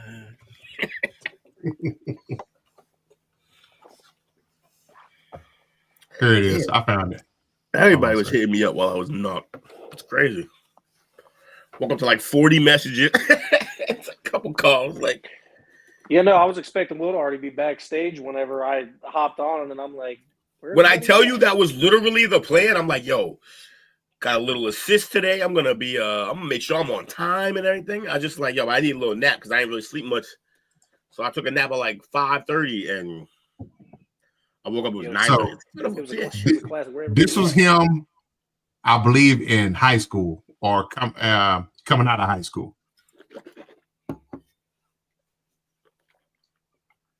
Is that fucking? Hold on. You like Chris Brown at first? Who's he bitch slapping? It's not about bitch slapping. He was running like he was a whole not guy. You seeing this? That's how Caitlyn Jenner slaps. Are you seeing this shit? He looked like. Also, he looked like Charlie Villanueva. He does. There's a whole lot of that's my purse going on. Yeah, In that video. don't go, don't do. That's my purse. I don't know you. Damn it, Bobby. Landon Jackson, the only motherfucker to look albino in the helmet. Damn. So that kid right there, a young man rather, he's made himself into a prospect. So much so, he is now considered a top 50 prospect in the combine. He's on TRT, make him a man. They say he put on a show in the drills, the 40 and a half inches in the vertical, which is the best at his position, 10 feet, 9 inches in the broad jump, which got him second. And again, his frame, 6'6", 264. And they say he's got a motor. So he's made himself into a football player. Yo, algorithm jaded as shit, cuz. This is just all politics here. But yeah, that's what's up, man. Shout out to Jackson. Like, yeah, you come into any league chopping like that, and now you a top 50 pick. That's what's up. You did the work. They gonna play that when he get drafted though. Whatever team he go to, that video getting sent around. Yeah. He might walk in the building and it might just be on every screen. When I first saw them, I thought maybe they're doing like donating their time, to certain Olympics and stuff like that. When I first saw them. He was like, "This is a Make-A-Wish kid. This is a kid that Took's gonna yell at." I was about to say, don't tell Took about that. And a couple more names: cornerback Maxwell Harrison. He ran a 4.28 40. He had a big showing. Safety Nick Amanwari. Oh yeah, from South Carolina. Mm-hmm. They say he helped himself out enough that he might go in the first round. Yeah, he should. I was already be somebody end up with Philly or some crap like that. Yeah, I know, right? Cheats. Our state prospects did good. Cornerback Darian Porter. Jalen Noel, Jaden Higgins had great performances as well. Higgins. I know Will knows this guy. Who's that?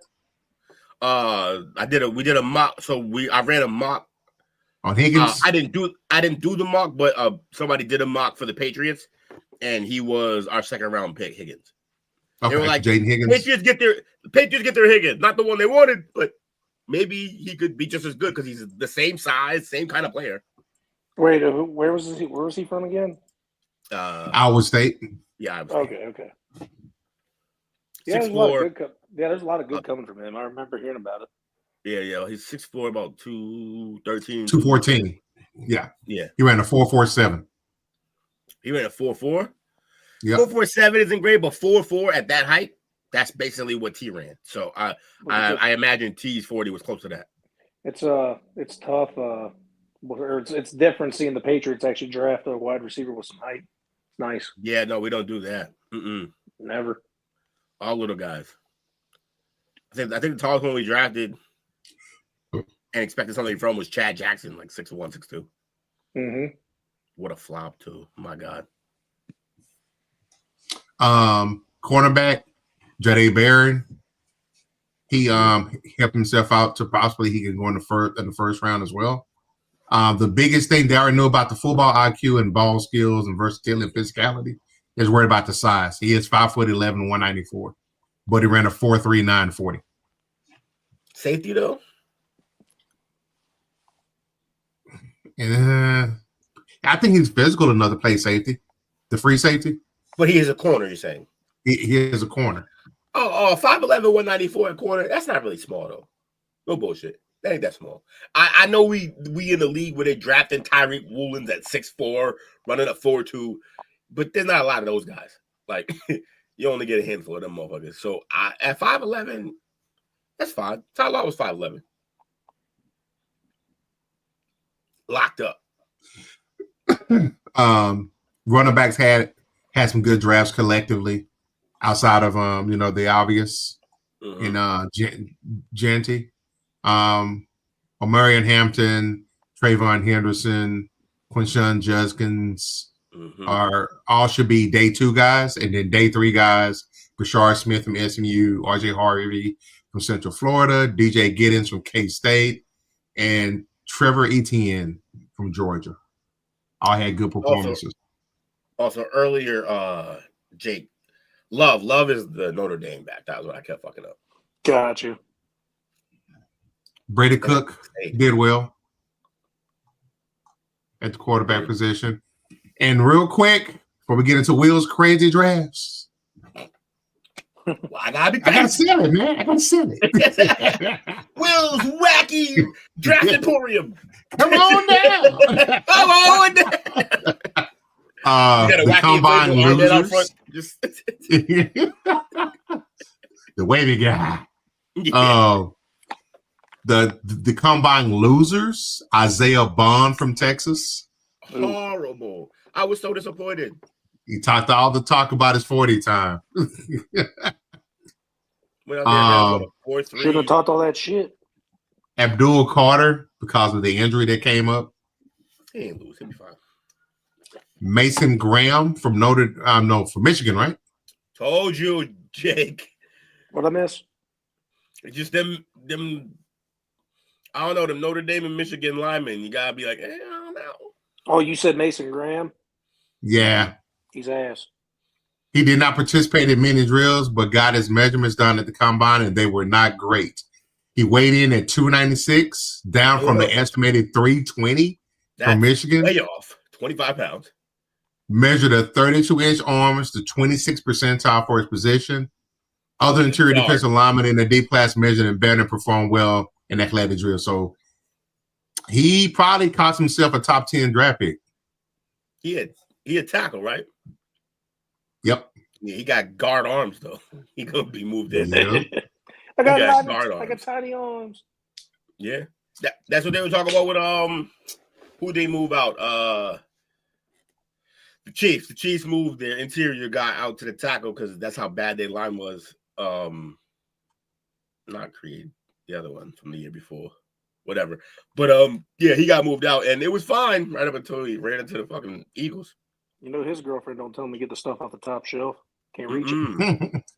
Speaking of short, He is big enough for her to just climb. So Dylan Gabriel, we talked about earlier, didn't have a good draft. I mean, good combine. He did participate, and his accuracy wasn't very good. His average arm strength meant he needed a longer windup for deeper shots, and they were not as accurate as the other throwers in Indy. Malachi Starks, the safety from Georgia. Really? He's a consensus top safety prospect in the class and one of the 10 best players, regardless of position, but he did not test well. His 10-yard split was good at a 1.51, but his 40 dash time was a 4.5 seconds was lackluster compared to his film. He also didn't run well in the shuttle or the 3-cone, and his 33-inch vertical jump was third worst at the position. Some red flags. He's still going to be good, though. He's just going to fall to a good team now. He's going to be an Eagle. Annoying. He'll make it up on his pro day, but you're right about that. It's going to be a fucking Eagle. I'm starting thinking they're doing it on purpose. They play. I think guys, they're tanking, and you're like, yo, Eagles, I'm gonna do this thing, and then I'll be in camp. Like, Will Howard, as we talked about earlier, he didn't have a good combine.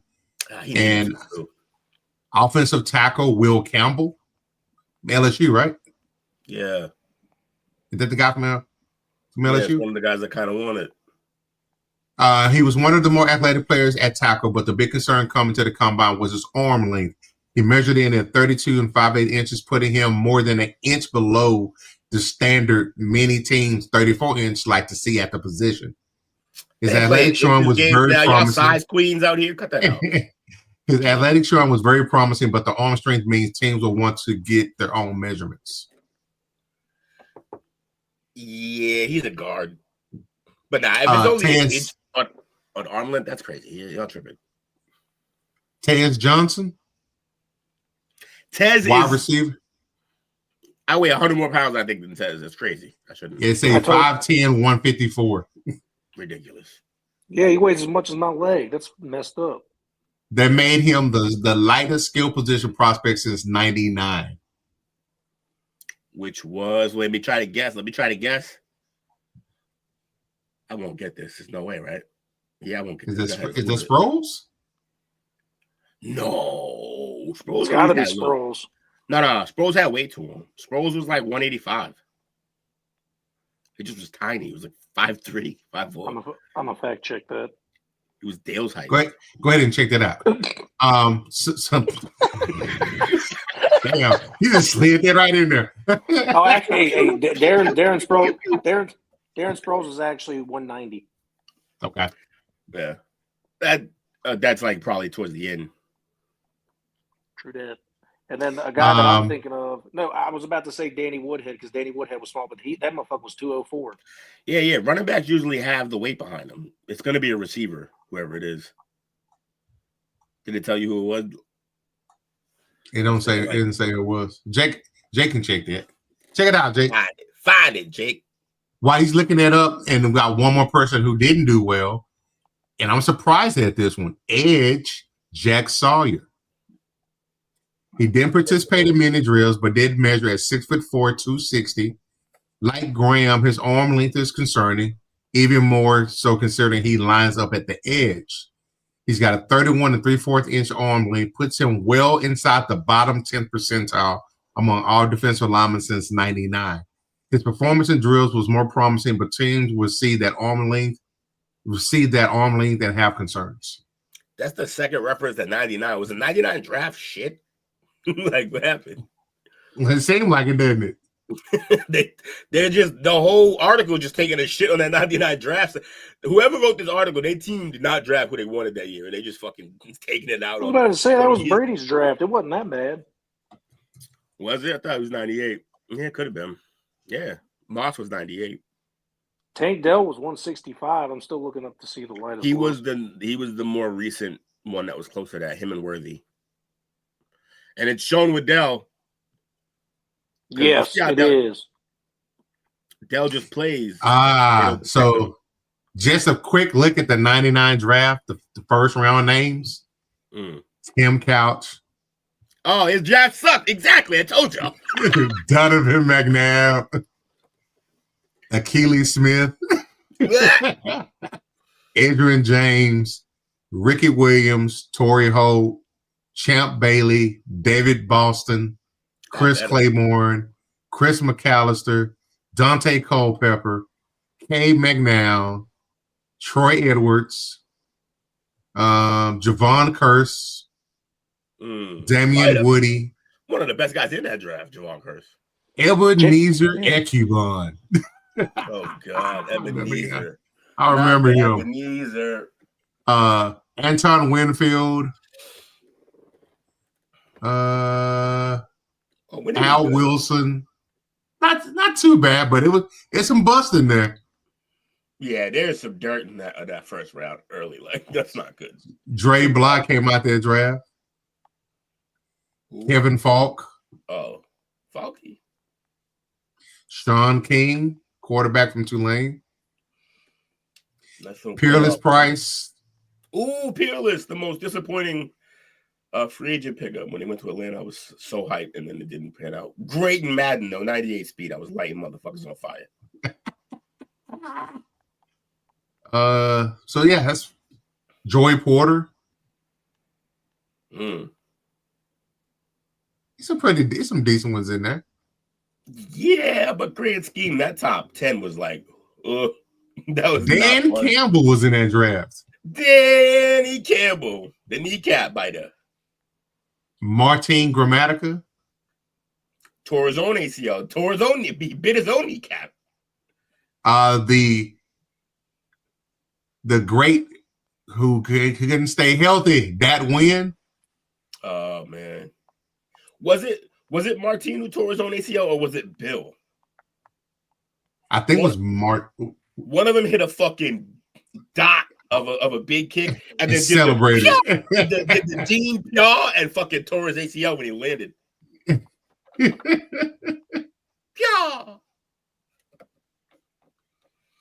Well, yeah. So that's a couple of looks there. But so far from what I'm looking, it looks like Lindsey Jackson's the smallest one, but he was 184. But I'm still looking.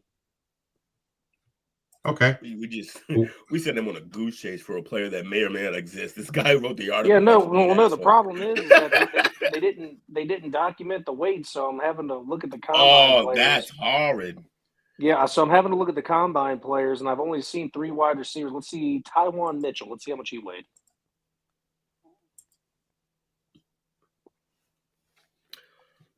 Yeah, the fact that it takes you that long to find from when you said it to when you're going to find it is why this is a process. No, that guy. I know, right? Oh, it's been terrible. That guy was 6'5", 223. So he was in the exact opposite. He was huge. So while you're doing that, let's go ahead and get it set up for our brother Will. Yeah, I already got the screen up. I'm about to share. Who's still in the room? So we're gonna do the Giants. Unfortunately, we're gonna do the fucking Saints because Bobby's here. Oh, they've edited my thing here. I kind of want to see this. Let me get this off the screen so I can see. Let me see. Get out of here. Cancel. Oh, look at me. Oh, no, I wanted to see it. I was trying to get... Okay. Yeah. Underwear Olympics. Oh, yeah, it's true. I do be hating on the combine. Nice. All right, let's go. All right, so I already got, you see, Dallas and the Patriots picked. We'll each get a second team. I'm also going to do... Let me see. Give me Houston. Okay. He said, wifey, we're going to make you happy. We got the Giants for Mike, who's in here, and the Saints for Bobby, who's in here. Is that 5 teams? Yeah, but pick your second team. I know I want to do AFC since we don't have many AFCs. Screw it. Let me do the Jets. I knew you were going to say the Jets. I knew it. And then I will do... let me see. Who's my extra? Why is everything even when I... Oh, because I'm doing the Jets because of my brother. So. Oh, actually, you get another one. Take another one. Me? Yeah, go ahead. Okay, then I got to go NFC. I'm gonna make it real difficult. I'll do the Panthers. Shocker. All right, Panthers, and then I will take for my second horrible. one. There was a Daniel Jones in that draft too. I'll do the Colts. And we'll go slow. What's that, 4-4? Round. Huh? Is that 4-4? Yeah. Out of divisions? Yeah. Thinking about a rule for this one. Do we need a rule? Maybe we'll just do it straight, see how it plays. All right. Tennessee took Shador. The Browns took Cam. And now we are here picking for the Giants. Mike, if you are still in the chat, would you take this trade? Move back to 17. You also get the 49th and 81. And next year, a second rounder from Cincy. I kind of feel like he's going to want Abdul Carter, though. Yeah. Nah, that's us. We'll get him. Is he in the chat? Bizzo. Munger Games. Where are you at, Munger Games? I wonder if that's who Cincinnati's trying to come up for. Yeah, it would have. Oh, you think they're going for Abdul, right? Mm-hmm. Watch them pick Travis. Or watch them be even crazier and pick Mason Graham. Oh, if it's the Bengals, well, that's a lot to give up. But they should go McMillan, and then they can just move on from T. Mike might have left. I think my left. All right, so then we're gonna do. I'm gonna piss Mike off, and I'm gonna take this trade. Actually, now I'll pick for them. I'm going to pick for them. I feel like they could use a corner, right? But nah, you always need edges. Abdul Carter, which I just screwed my own team by doing that. Ooh, that is a lot of picks. Who do the Steelers want? I almost want to do this. We move back to 21, yeah, but like you get 21, 52, 83, 122 in a second round next year. That's a lot. That's a huge team building move. Or we just take Travis Hunter and have two really good young corners.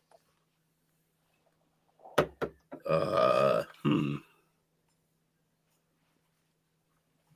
me see how that lines up. You know what? Yeah, let's take this trade. They took Travis with that. Will Campbell to the Jacksonville Jaguars because they don't do anything right. Jonty to the Raiders because they also don't do anything right. All right, Jake. You can move back to 7. I mean, you can move you're at 7. You can move back to 16, and you get a 47 and a second rounder in 26. You also lose pick 109. Or you can move back to 19, get a 53 and a second rounder next year. That's only that one pick, and those are the only two trades you can take. And I don't think I'm thinking with my brother's head, I don't think he'd want any of those. So go ahead and reject. Reject. And on the board for him would be Mason Graham as the alleged best player left. Then you got McMillan, Michael Williams, edge from Georgia, Malachi Starks, who just had a shit draft, but we think he's still good. Although I know exactly what the Jets would do here. What are you thinking? They would draft Will Johnson. That's what I was thinking too. I'm not going to lie, because if I didn't pick Will Johnson here, Panthers were going to go Will Johnson. Yeah, they're going to go Will Johnson, and the Panthers are going to go Tatoria McMillan, in my opinion. So yeah, let's go Will Johnson. Yeah, Will Johnson. And then you got, you can move. So you can swap the 74th pick for a 39 pick, which is a big jump. And you only move back 2 spots with Chicago. Or you can trade just that 8 pick, get the 28th pick, 60th pick, 101 pick. a second round next year and a third rounder next year from the Lions, or you get move back to 16, get 47 and 144, or give up the 8 and the 229, and you get 31, 63, 66, and a second rounder next year. You want any of those trades if you're Carolina? They got a lot to build. Can you go back to that Chicago trade? It's got to be the Detroit one, I feel like. Chicago. Let me see. Chicago. No, No, the ones that look appetizing to me were the Chicago or the Kansas City trade. Because this is only moving 2 back, and also we're moving up plentiful spots for a second-round pick. Yeah. This Detroit one, you jump back 20, but you get, like, so much. Just pick what you want. It ain't me. You are right.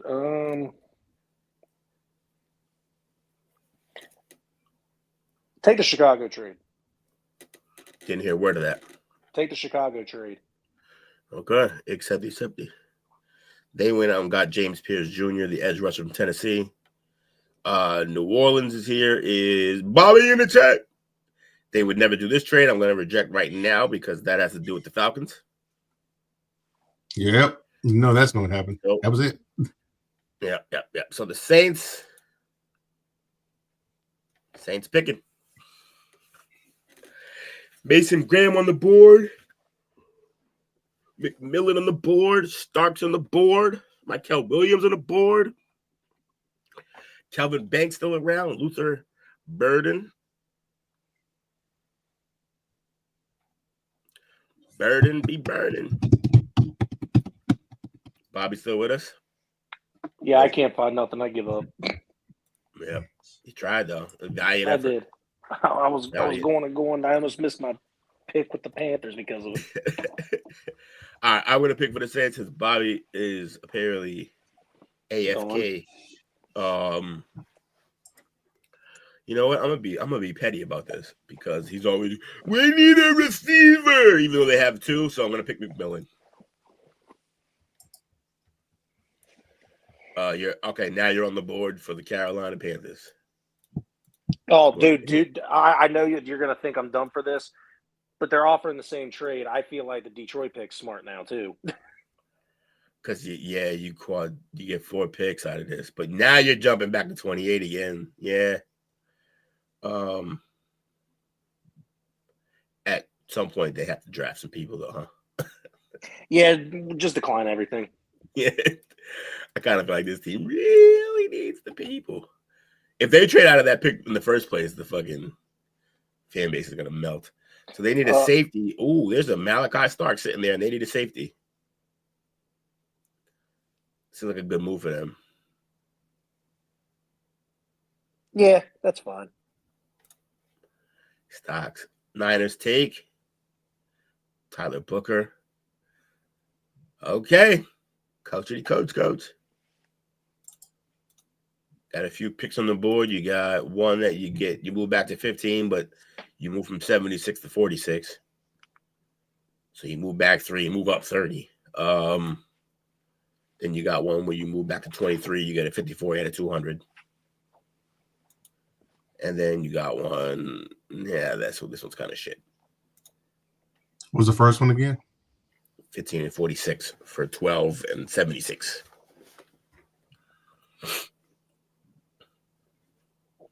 So I give up 12 and 46?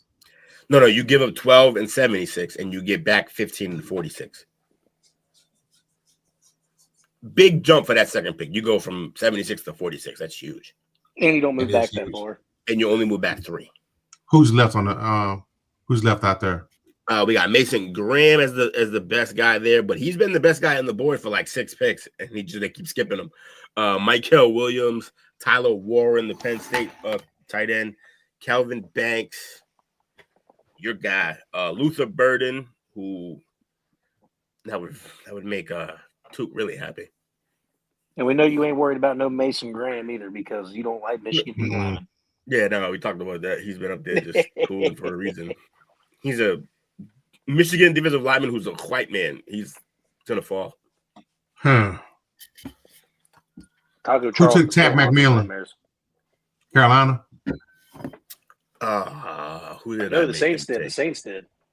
Yeah, Saints. Let me have that first trade. Ooh, the first one, huh? Which is the Atlanta one? Yeah, okay. Yeah. All right. They took Mason Graham. Suckers. Okay. Calvin Banks goes to Okay. Miami. So now I'm here with the Colts. Time to piss off somebody. Yeah. Shit. Take a quarterback. No, I'd be a tank.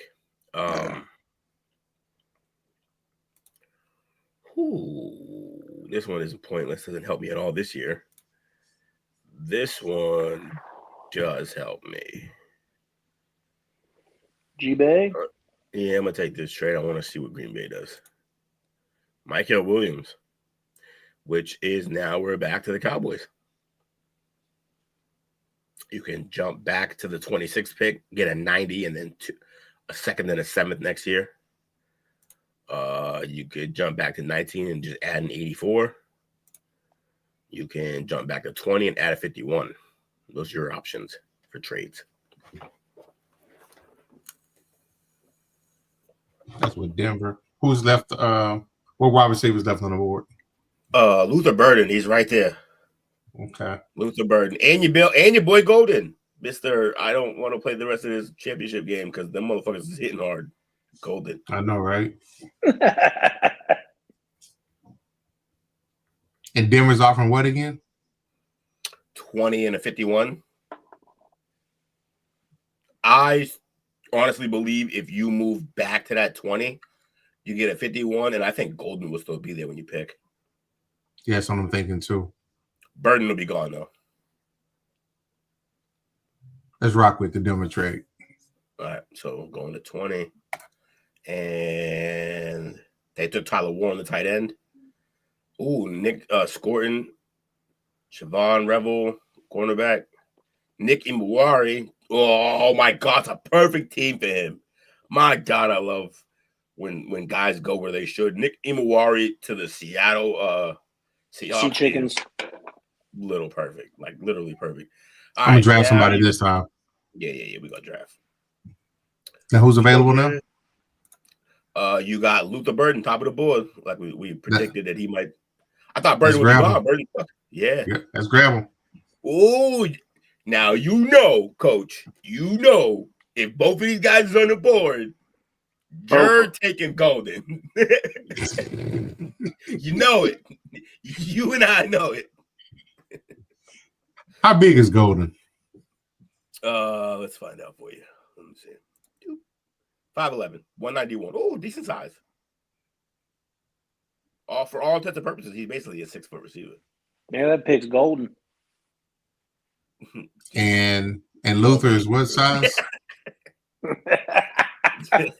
Burden's a little smaller, I believe. Oh, 6 feet, 206. He's bigger than I expected. Lord.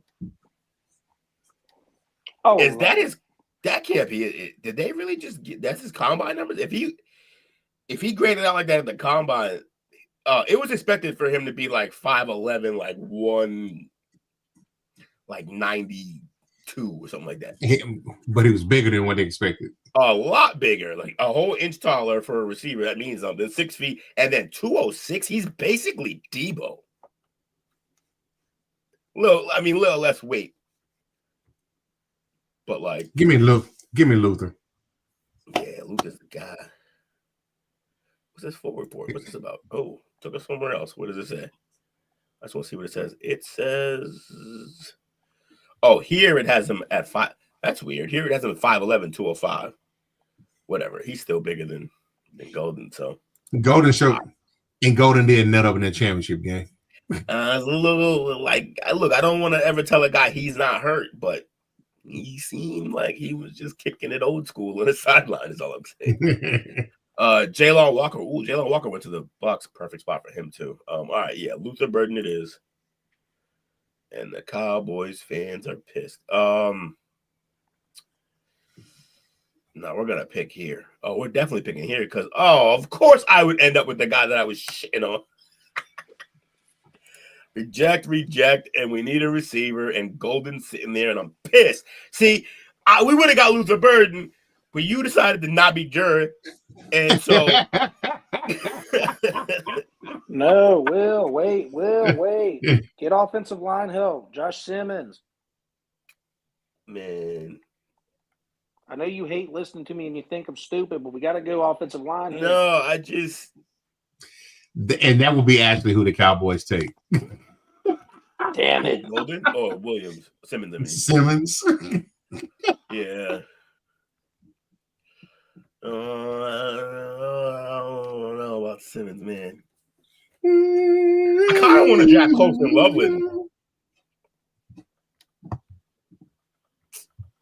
Nah, yo, it's too many things that we need. We need a receiver. We need speed. He has both. Golden it is. And then I'm picking for the Colts now. Oh, I did it again. And you didn't stop me from doing it twice back-to-back weeks, Jake. You're a bad Patriots fan. What did I do? Oh, Who Mecca went was right the after our pick of Matthew Golden? Emeka Egbuka. And he went to the Chargers of all places. Which is perfect for him. Literally perfect. He goes with the other guy who's exactly like him, McConkey. Well, look. I said literally last week, next week I'm going to do it right. And then I fucking did it again. Well, don't worry. Hey, you can fix it all Wednesday. Yeah.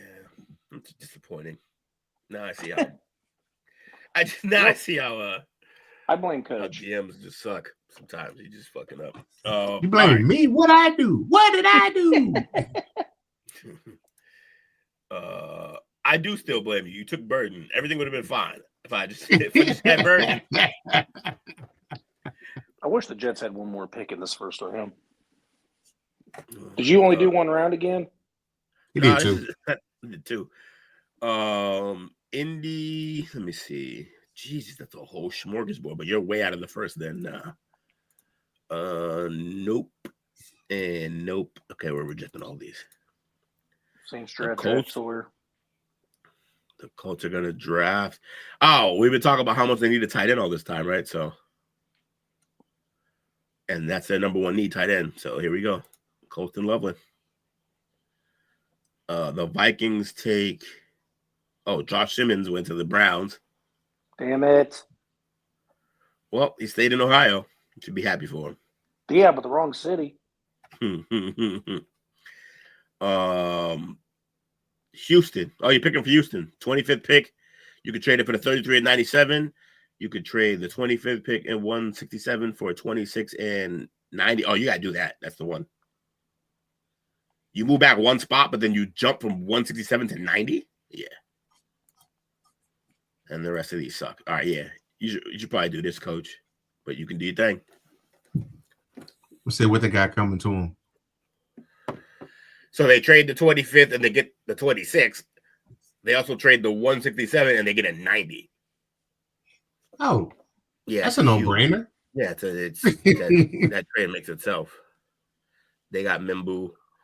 Now you're picking, and there's only one trade offer. It's from Detroit. You move back 2 spots and get a free 4th. Detroit's been begging to trade that pick away. Who's left up there for them? To get out of that 28th pick. They've offered this 28th pick to like 12 teams. They've been on everyone. They're trying. Who's left for Houston? Let me see something real fast. Who's left? You got Derek Harrison, Derek Harmon, Benjamin Morrison, Tyleek Williams, Walter Nolan, Cameron Williams from Texas, and I can't go down any further because of this. I gotta be blind as fuck. I said that was Harrison. I mean, your brain just. What is showing that they need? It says y'all need an offensive. They all need an offensive guard, and there's only really a tackle here. It says you need an offensive guard, a defensive tackle. Oh, defensive tackle, and Harmon's there. So's Tyleek. What? Tyleek Williams. Oh, yeah, Tyleek's there. Ohio State. What's the difference in size?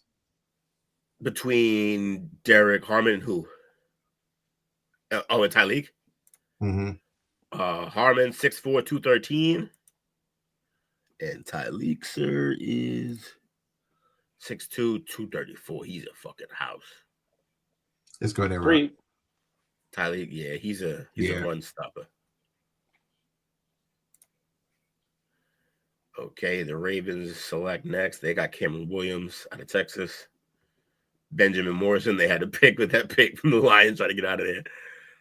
Xavier Watts from Notre Dame. Jahdae Barron, perfect spot for him with the Bills. They need that help. Of course, the Chiefs took Trey Harris. Jihad goes to fucking Eagles. And now the Giants are back up. I will not trade this pick. They need guys, so we're going to get out of these. Doop. They need it's my quarterback. Let me see what they got for quarterbacks. Who's here? Actually, with the combine he had, I think if he lands, if he waits till here, they're gonna take Dart. Yeah. Yeah, if they were here, yeah, they'd take Dart here for sure. Fuck. That's what I was gonna take with the Jets. Nope. Derek Harmon to Tennessee, Mike Green, edge to the Jaguars. Milroe to the Raiders. Fascinating. Patriots back up. That trade's awful. Go fuck yourselves. Here comes Detroit again. Yep, Detroit. Just never happy. Nope. All right. Did we already take a receiver? Oh, yeah. Hey, Judkins is there, bro. Yeah, shut up. So's Henderson, son of a bitch. Let's fuck the Cowboys over. Take one of them. I'm just kidding. I know, right? Who we got here? Says we need an offensive tackle still. Who is Ariante Ursery? Look at his Ariante Ursery out of Minnesota. What's his size like? I don't know. I'm not picking him. I don't want to pronounce his name every fucking game. That's a big ass tackle, though. 231 though. Holy shit. He's 6'6" what? 6'6", 231. 331. I said 631? No, you said 231. Oh. How about saying he's a power forward? All three, small forward, rather. Yeah, really a small. No, that's fair, though. In this current NBA, a 6'6", 231, that's still a power forward. All right now, that's how they go. There's 6'4" power forwards in the league. I was talking about this with Jake the other day. It's annoying, but it's working.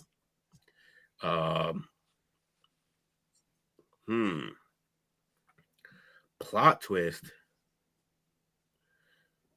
I really want Omari and Hampton here, but I know Coach does too. I'm gonna leave him on the board. No, he's cool with Judkins or Henderson. Take the running back. We've been wanting him. Yeah. What else we need though? We need edge. There's no edge left. Well, there's Shamar Stewart out of Texas A&M, 6'5", 267. He got a 10 on the route score too. Really? What's that wide receiver looking like left? What they got left? Elick Ayo Manor from Stanford, who's okay. Isaiah Bond's out there, but what a bad combine. And the guy that I think most likely is a Patriots fit is Xavier Restrepo. He's there. Oh, Jaden Higgins is here. Tez, no one drafting you. You don't weigh anything. Kyron Lacey's still on the board, even though he might go to jail. Well, we already drafted a receiver. I forgot. So yeah, we took the wrong guy too. Fucking idiot. Just take Hampton. That's 2 offensive picks, though. Holy shit. Yeah, that's fine. We need the offensive help for Drake. I guess. What about Harold Fannin Jr.? No, that's a name. I hate 6'3" tight ends. Stop. That's a weird beef to have, but all right. I don't like any tight. I'm all set on any tight ends under 6'4". Even if they're good, don't want it. No, I believe Jack Sawyer for the Saints. Am I really gonna take Hampton, dude? That's crazy. All right, yeah, I guess we're doing this.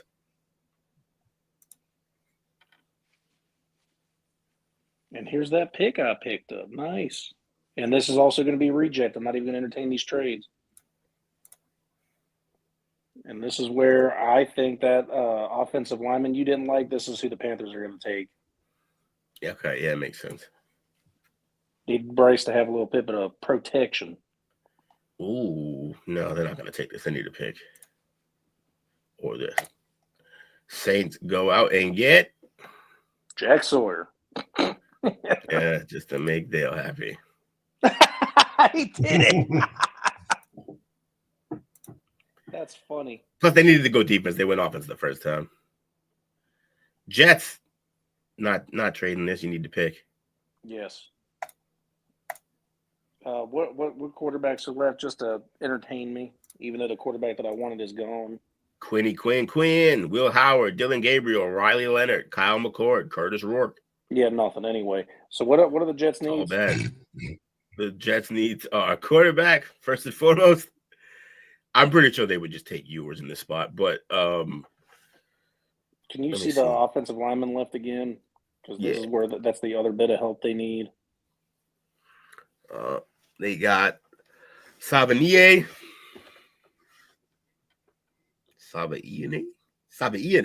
There's two eyes back to back. What is wrong with Man, I really wish Dad was here. I want to know about the Emory Jones. Oh, well, it wasn't like their offense was fucking peak, so. And he wasn't their best offensive lineman. Banks was. No, not Banks. Campbell was. You know what? Reluctantly, just take Ewers. Story of the Jets life. Reluctantly, just take that guy. The only quarterback that didn't regret taking was Sanchez. Is that Ichiraku? Never mind, I'm kidding. Ichiraku Ramen. Dallas trading. What are they offering? 67 in a second. Ew. These are all bad. I'm declining for you. Both Ohio State running backs are available, Coach. What you want? Indeed, they are. Quishon Junkins and Trayvon Henderson. Caleb Johnson out of Iowa is also there. DJ Giddens out of Kansas State's also there. And your boy Scatterboo. Nah. Who's the best player available? No, it's not.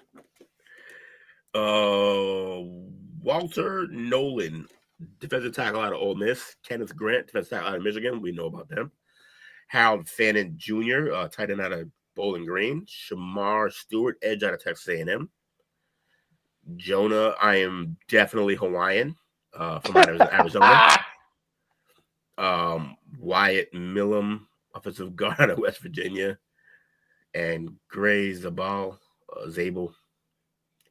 Landon Jackson out of Arkansas.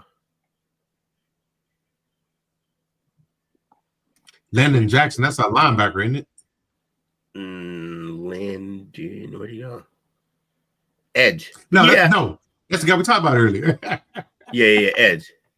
But I mean, like, that doesn't mean he won't play linebacker. If he's in the 3-4, he's going to be a linebacker.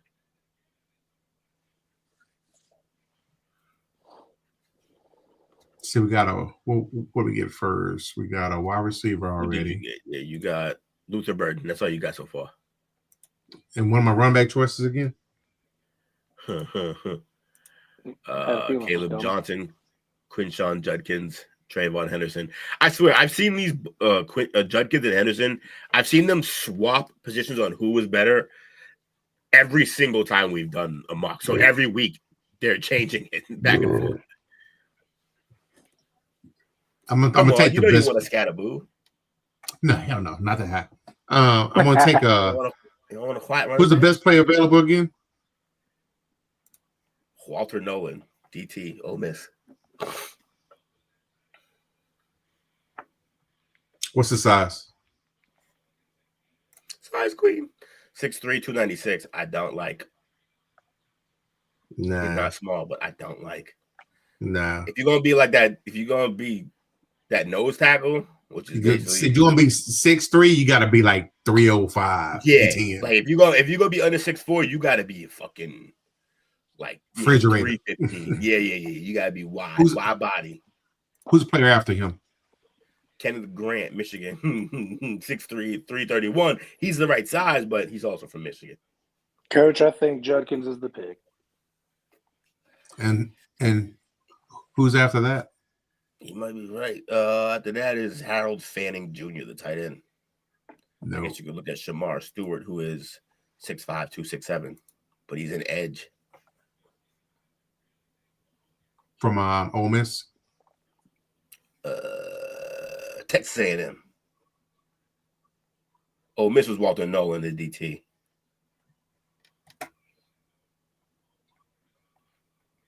Give me the top rated guy.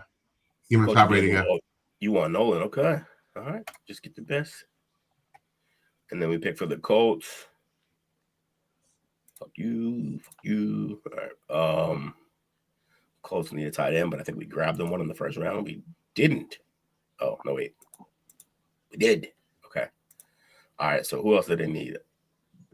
Tight end and a safety.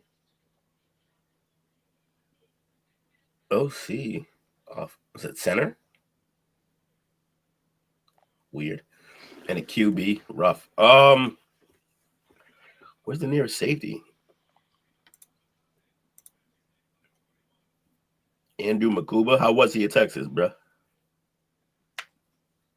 He was decent. I ain't think it was second round though. That's all I need to hear. High IQ. I think he was only there a year. He originally came from Oregon, I think. Landon Jackson was the one who had a crazy combine, right? Yeah. Yeah, I think they should go Landon.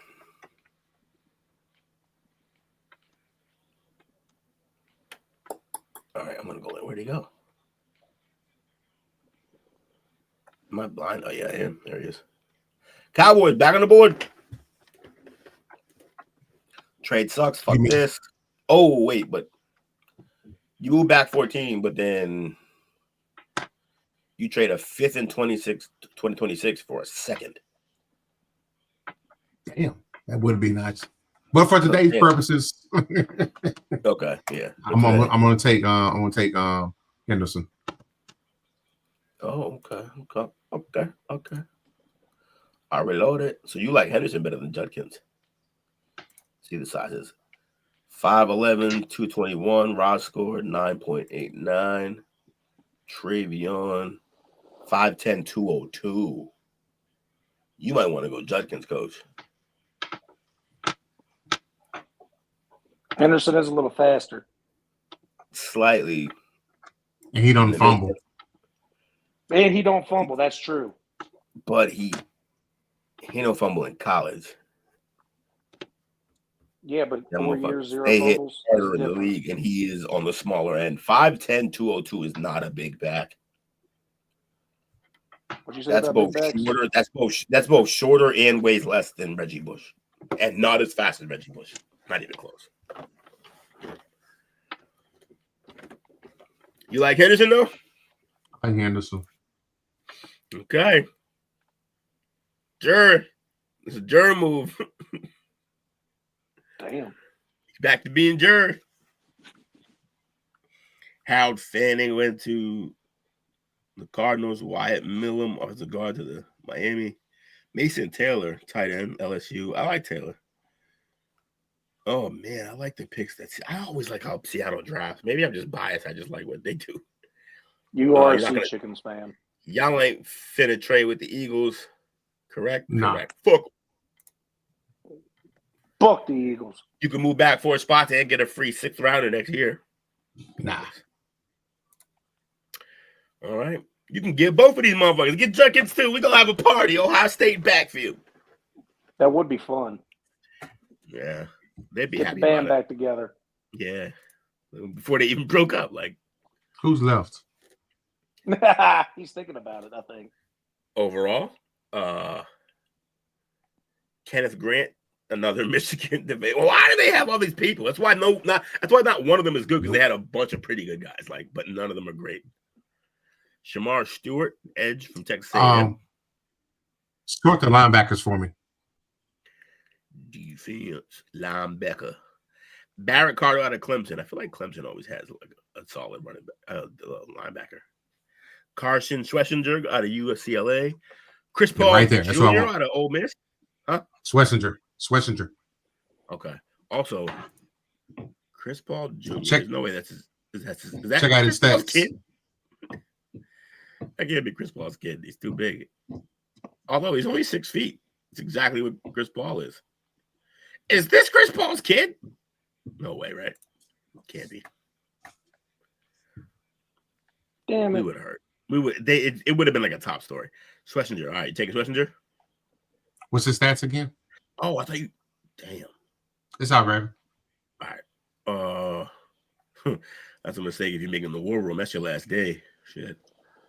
I'm gonna draft. Yeah, we're not jumping back. All right, who do we taking so far? Matthew Golden, Lamar. All right, it has to be a defensive pick here.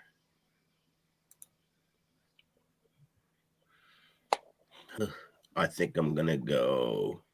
Yeah, I can't believe Shamar Stewart lasted this long. So I'm gonna go out and go ahead and get a Shamar Stewart. 6'5", 267 with a raw score 10. Yeah, he's. You were looking at him with the last pick. I'm looking at it for a few picks for a few teams too. Savion Williams, receiver out of TCU. All right, Indy. No, I'm done trading. We're picking everything. Vic is a better receiver out of TCU, I think. I think he might be already gone though. That's always the story with them, isn't it? Isaiah Bond is still out here. Honestly, this receiver room, there's still some guys here that I think have potential. Isaiah Bond, Restrepo, Higgins, even Tez Johnson, even though he doesn't weigh anything. What do we need? Oh, they need tight end safe. All right, let's see. Defense. Corners. Denzel Burke, how you feeling? Denzel Burke? Yeah. Like I told you already, he's a great cornerback too. He's not going to be your number one, but if he's available and you already got a solid corner, it's a good pick. Well, they're going to make him one. See what happens. JT. Of course, the Chargers take another Hawaiian. We're picking. Yeah. So I've already gone offensive line and defense on this. The wide receiver room is absolutely awful. I want the Panthers to take Higgins here.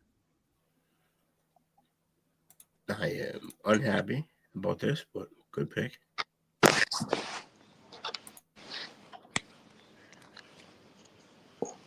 Houston.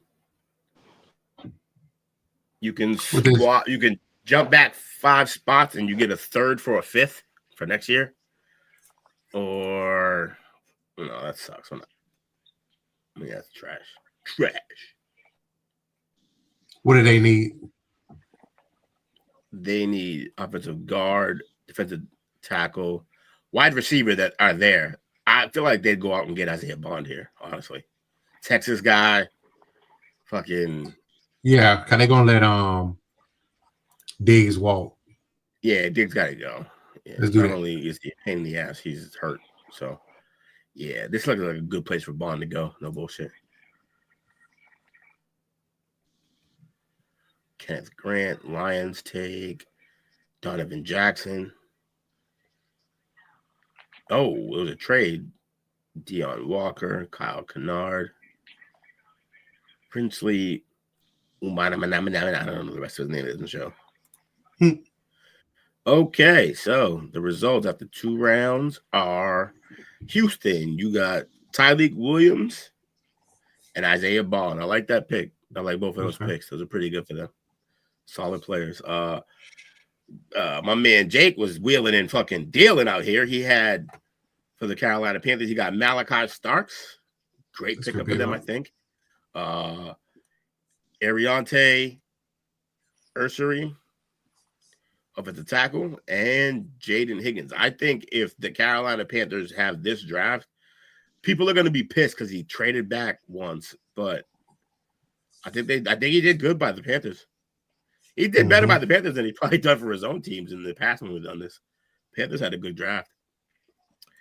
The Cowboys, you were all over the map with this one. I like it, though. You got Luther Burden, Walter Nolan, Travion Henderson, and Carson Tressinger. These were all names. These were all guys that we heard a lot of their name being called on Saturday. So that's a pretty good draft for you guys. In the first, Coach got a decent amount of picks out of this too. He got 4 out of 2 rounds, and 3 of them were trades that he traded back a little bit. That is hefty. All right, then we got the Colts. The Colts got Colston Loveland, Landon Jackson, and Denzel Burke. I believe that is 3 pretty solid players to help out their team. It's a good foundation right there. My Patriots, I also did a little dealing. I got Matthew Golden because I'm an idiot and didn't pick Ekbuka again. Amari and Hampton and Shamar Stewart. I also picked up a 2nd-round pick for next year. I wouldn't if this was what we did, I wouldn't be mad at this. But I'd be pissed if Ekbuka went right after Golden, yes. Saints. I always just pick based on Dale's complaining and whining. So that's what he got. He got McMillan because I need a receiver. And he got Jack Sawyer because he's obsessed with that white man. That's a Dale draft. Yeah. We drafted like Dale. It worked out great. I Daled it up. He got his crayons. The Giants got Abdul Carter and Jackson Dart. Honestly, I don't know that they could do much better than this. Yeah. It honestly pissed me off that you took Dart there because that was the ideal Jets pick, but it happens. Yeah, I could have left him for you, but I was like, realistically, they would take him here. Like, if he fell to that set, like, that's a 2nd-round pick. It's early in the 2nd round, but 2nd round. If he falls to the 2nd round, they're gonna fucking jump for joy. If day 1 closes and Jackson Dart's on the board, everyone's getting laid in that front office. And then the Giants took Will Johnson and Quinn Ewers. You know, the Will Johnson pick is a very Jets pick. And I think it also sets them up so that, like, if he's really good, they probably won't even pay Sauce, let him walk. And then they got a quarterback, which for better or for worse, they needed. That is, this week's mock draft with the parlay. You're right. I kind of feel weird. I definitely drafted better for the Panthers than I did any other team so far doing these mock drafts. You got into character. You were like, I am fucking GM. Whoever the Eagles GM, you were like, that's me today. Yeah, we're playing how to fix the Panthers, and this is what we're doing. Yeah. Oh, man. Poor Panthers, so bad. All right, so this is how it looked at the end to the first round. Any surprises in this first round? I think anytime these Browns take a quarterback, I'm like, yeah, it sounds like them. Seeing you draft out of that 4th spot was probably the only shocking thing for me because I thought you would definitely pick that. But seeing you trade out of that spot and getting extra picks was fun. Best believe if I was actually picking, no fucking chance I do that. But I've already picked in the 4th spot for like 3 other mock drafts to this point. Next time we do this, I'm not even going to pick the Patriots as one of the teams because I'm over it. I've just been picking the same 3 guys for us. Yeah. I mixed it up this time. Who did I end up getting? I forgot. So I moved all the way back to 21 and got Golden. And then Emeka went right after because I do see where you said that the Panthers fans would be pissed about trading back on that. But like you said, if they end up with what they ended up, I don't think they'd be mad at all after day 2. Yeah. But, like, you're going to spend 24 hours just getting reamed online. You just like, laid into until the next day when you swing what you swung. And like I said, you move back, but, like, Malachi Starks, if you ignore the fact that he didn't have a great combine, for all intents and purposes, it seemed like he was going to be a really good player coming into the league. So I think that's a good pick. And then the rest you just wheeled and dealed. Yeah, I think you had 3 picks in the 2nd round, starting with that tackle that they definitely needed. Yes. So I went. And then- I said, look, when we know you need a little bit of everything, that means you got to spread the wealth. I went defense. I went offensive line for Bryce, and then I helped out Bryce even more and got him a high graded wide receiver. I thought it was a good idea. Where was your second pick? Was it? I traded. No, it was 2 second-round picks. So if you go to the second-round pick, you see Jaden Higgins is at 57, and then at 39, there's the tackle. Yeah, 39 Higgins, but wasn't it? And then the other one was a pick. Okay, that's right. Yeah, man, pretty good draft. Honestly, I think a lot of teams would be happy with some of these results. Who do you think would be pissed with these results? I don't know how. I mean, they might be happy, but I think the Steelers might be a little upset. They gave up a lot to blow up for Travis Hunter. I think that the Browns would be very happy. They got a quarterback, and then they picked up a tackle right away for him. Yep. Let me think. The Raiders.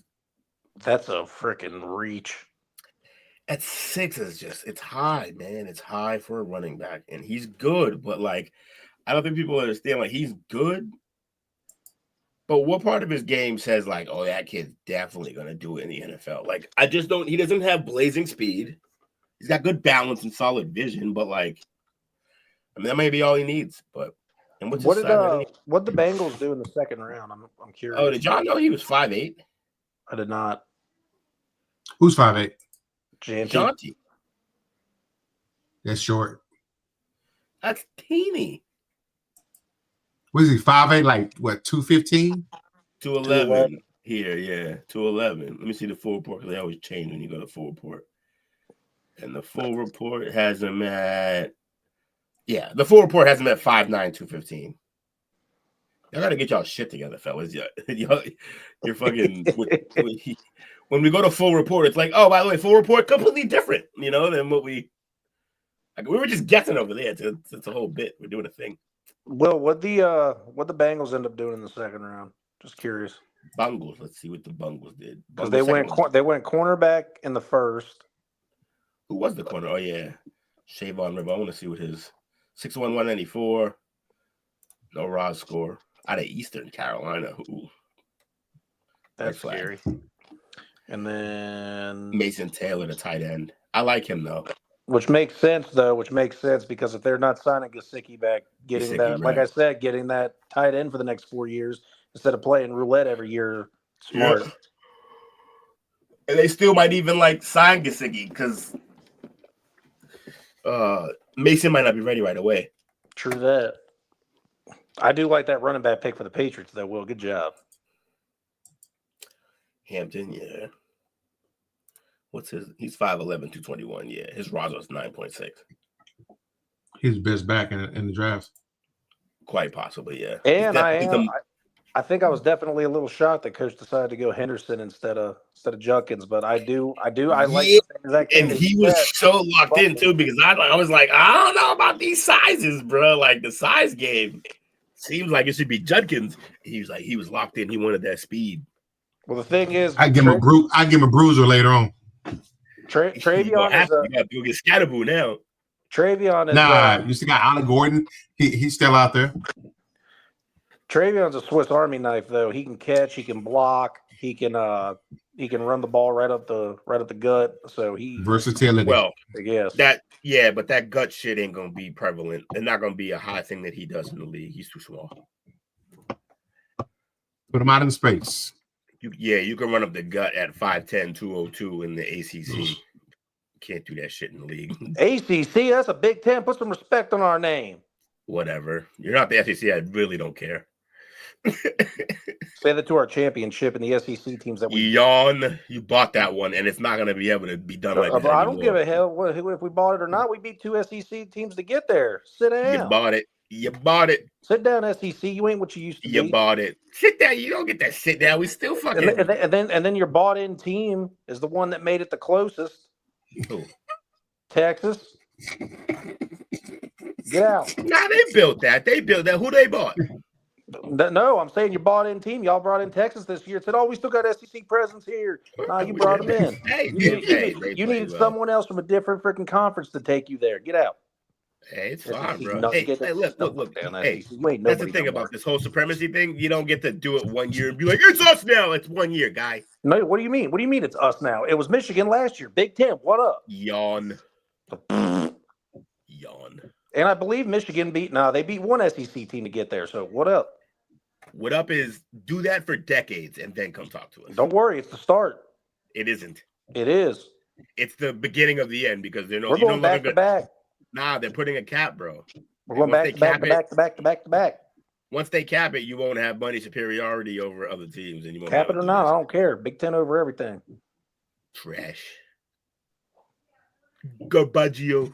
Who y'all got for shout outs? I got the Big Ten. Shout out to them being their last season doing anything. Dang, got a third shot to the end. Hey, shout out to Coach. We ran that shit for the first 30, 45 minutes. Shout out to Will coming in late as normal. Hell yeah. Showed up. So glad I was able to make it. Shout out to Tuke and Dale. Can't wait to see y'all tomorrow. Fuck y'all, traders. Yeah. Shout out to you fellas, man. Shout out to Bobby and Mike. Appreciate y'all hanging out with us tonight. Anybody else? If you didn't say nothing, I didn't see you. Hey, you should have been saying something if you want that king cake. Unruffled Blackbird. Block that. Can you write that down, Coach? If you haven't already. Unruffled Blackbird. Can y'all just stop coming to our podcast? These Twitch people are coming out the wazoo. Yeah, I'm about to just get off Twitch. Can't stand y'all. So I say we got to substitute Twitch for TikTok. Oh boy. Talk about love hate for you, huh? Look, there's give and take, there's compromise and other shit. I got to deal with some stuff. Oh, I just meant in general, like not a TikTok fan. Let me see what else we got going up. Private. Oh, okay. That's exactly what I should have did yesterday, and I just didn't do it. I just forgot. Oh, not yesterday. Friday. On Friday. Yeah, that pop-up show was kind of fun. It was late as hell. And we figured out that it's fun to do with the red pill, blue pill. Well, I figured out. I figured out I couldn't say that back to back because I had alcohol in me. Now I can say red pill, blue pill easy. Bro, he was on the struggle bus for the red pill, blue pill, like statement, like that phrase. It was eating him up all night. It's great. It was like watching a second baseman with the yips, just fucking letting ground ball eat all night. my stutter was in full effect. It was bad. That's fun. But yeah, we got 2.5 hours out of a show that was just supposed to be like a 35-minute joint. And it seemed like the first two topics went by in 15 minutes. I'm like, wow, this is going to be a super short show. And then that segment took over an hour. I'm like, damn. All right. Yeah, spot on, because like when we finished the second topic, it was 13 minutes. And we were just like, I was like, oh, this is going to go pretty quick. And then we got to the red pill, blue pill, which I predicted would be an issue. And sure enough, it had so much material. We just kept going. It was fun. So what's the sign off tonight? Watch that. Except for what? So what's the sign off? What we yelling today? Dale sucks again? Oh, no. We, fuck the Blackbird. No, sir. That'd be fun.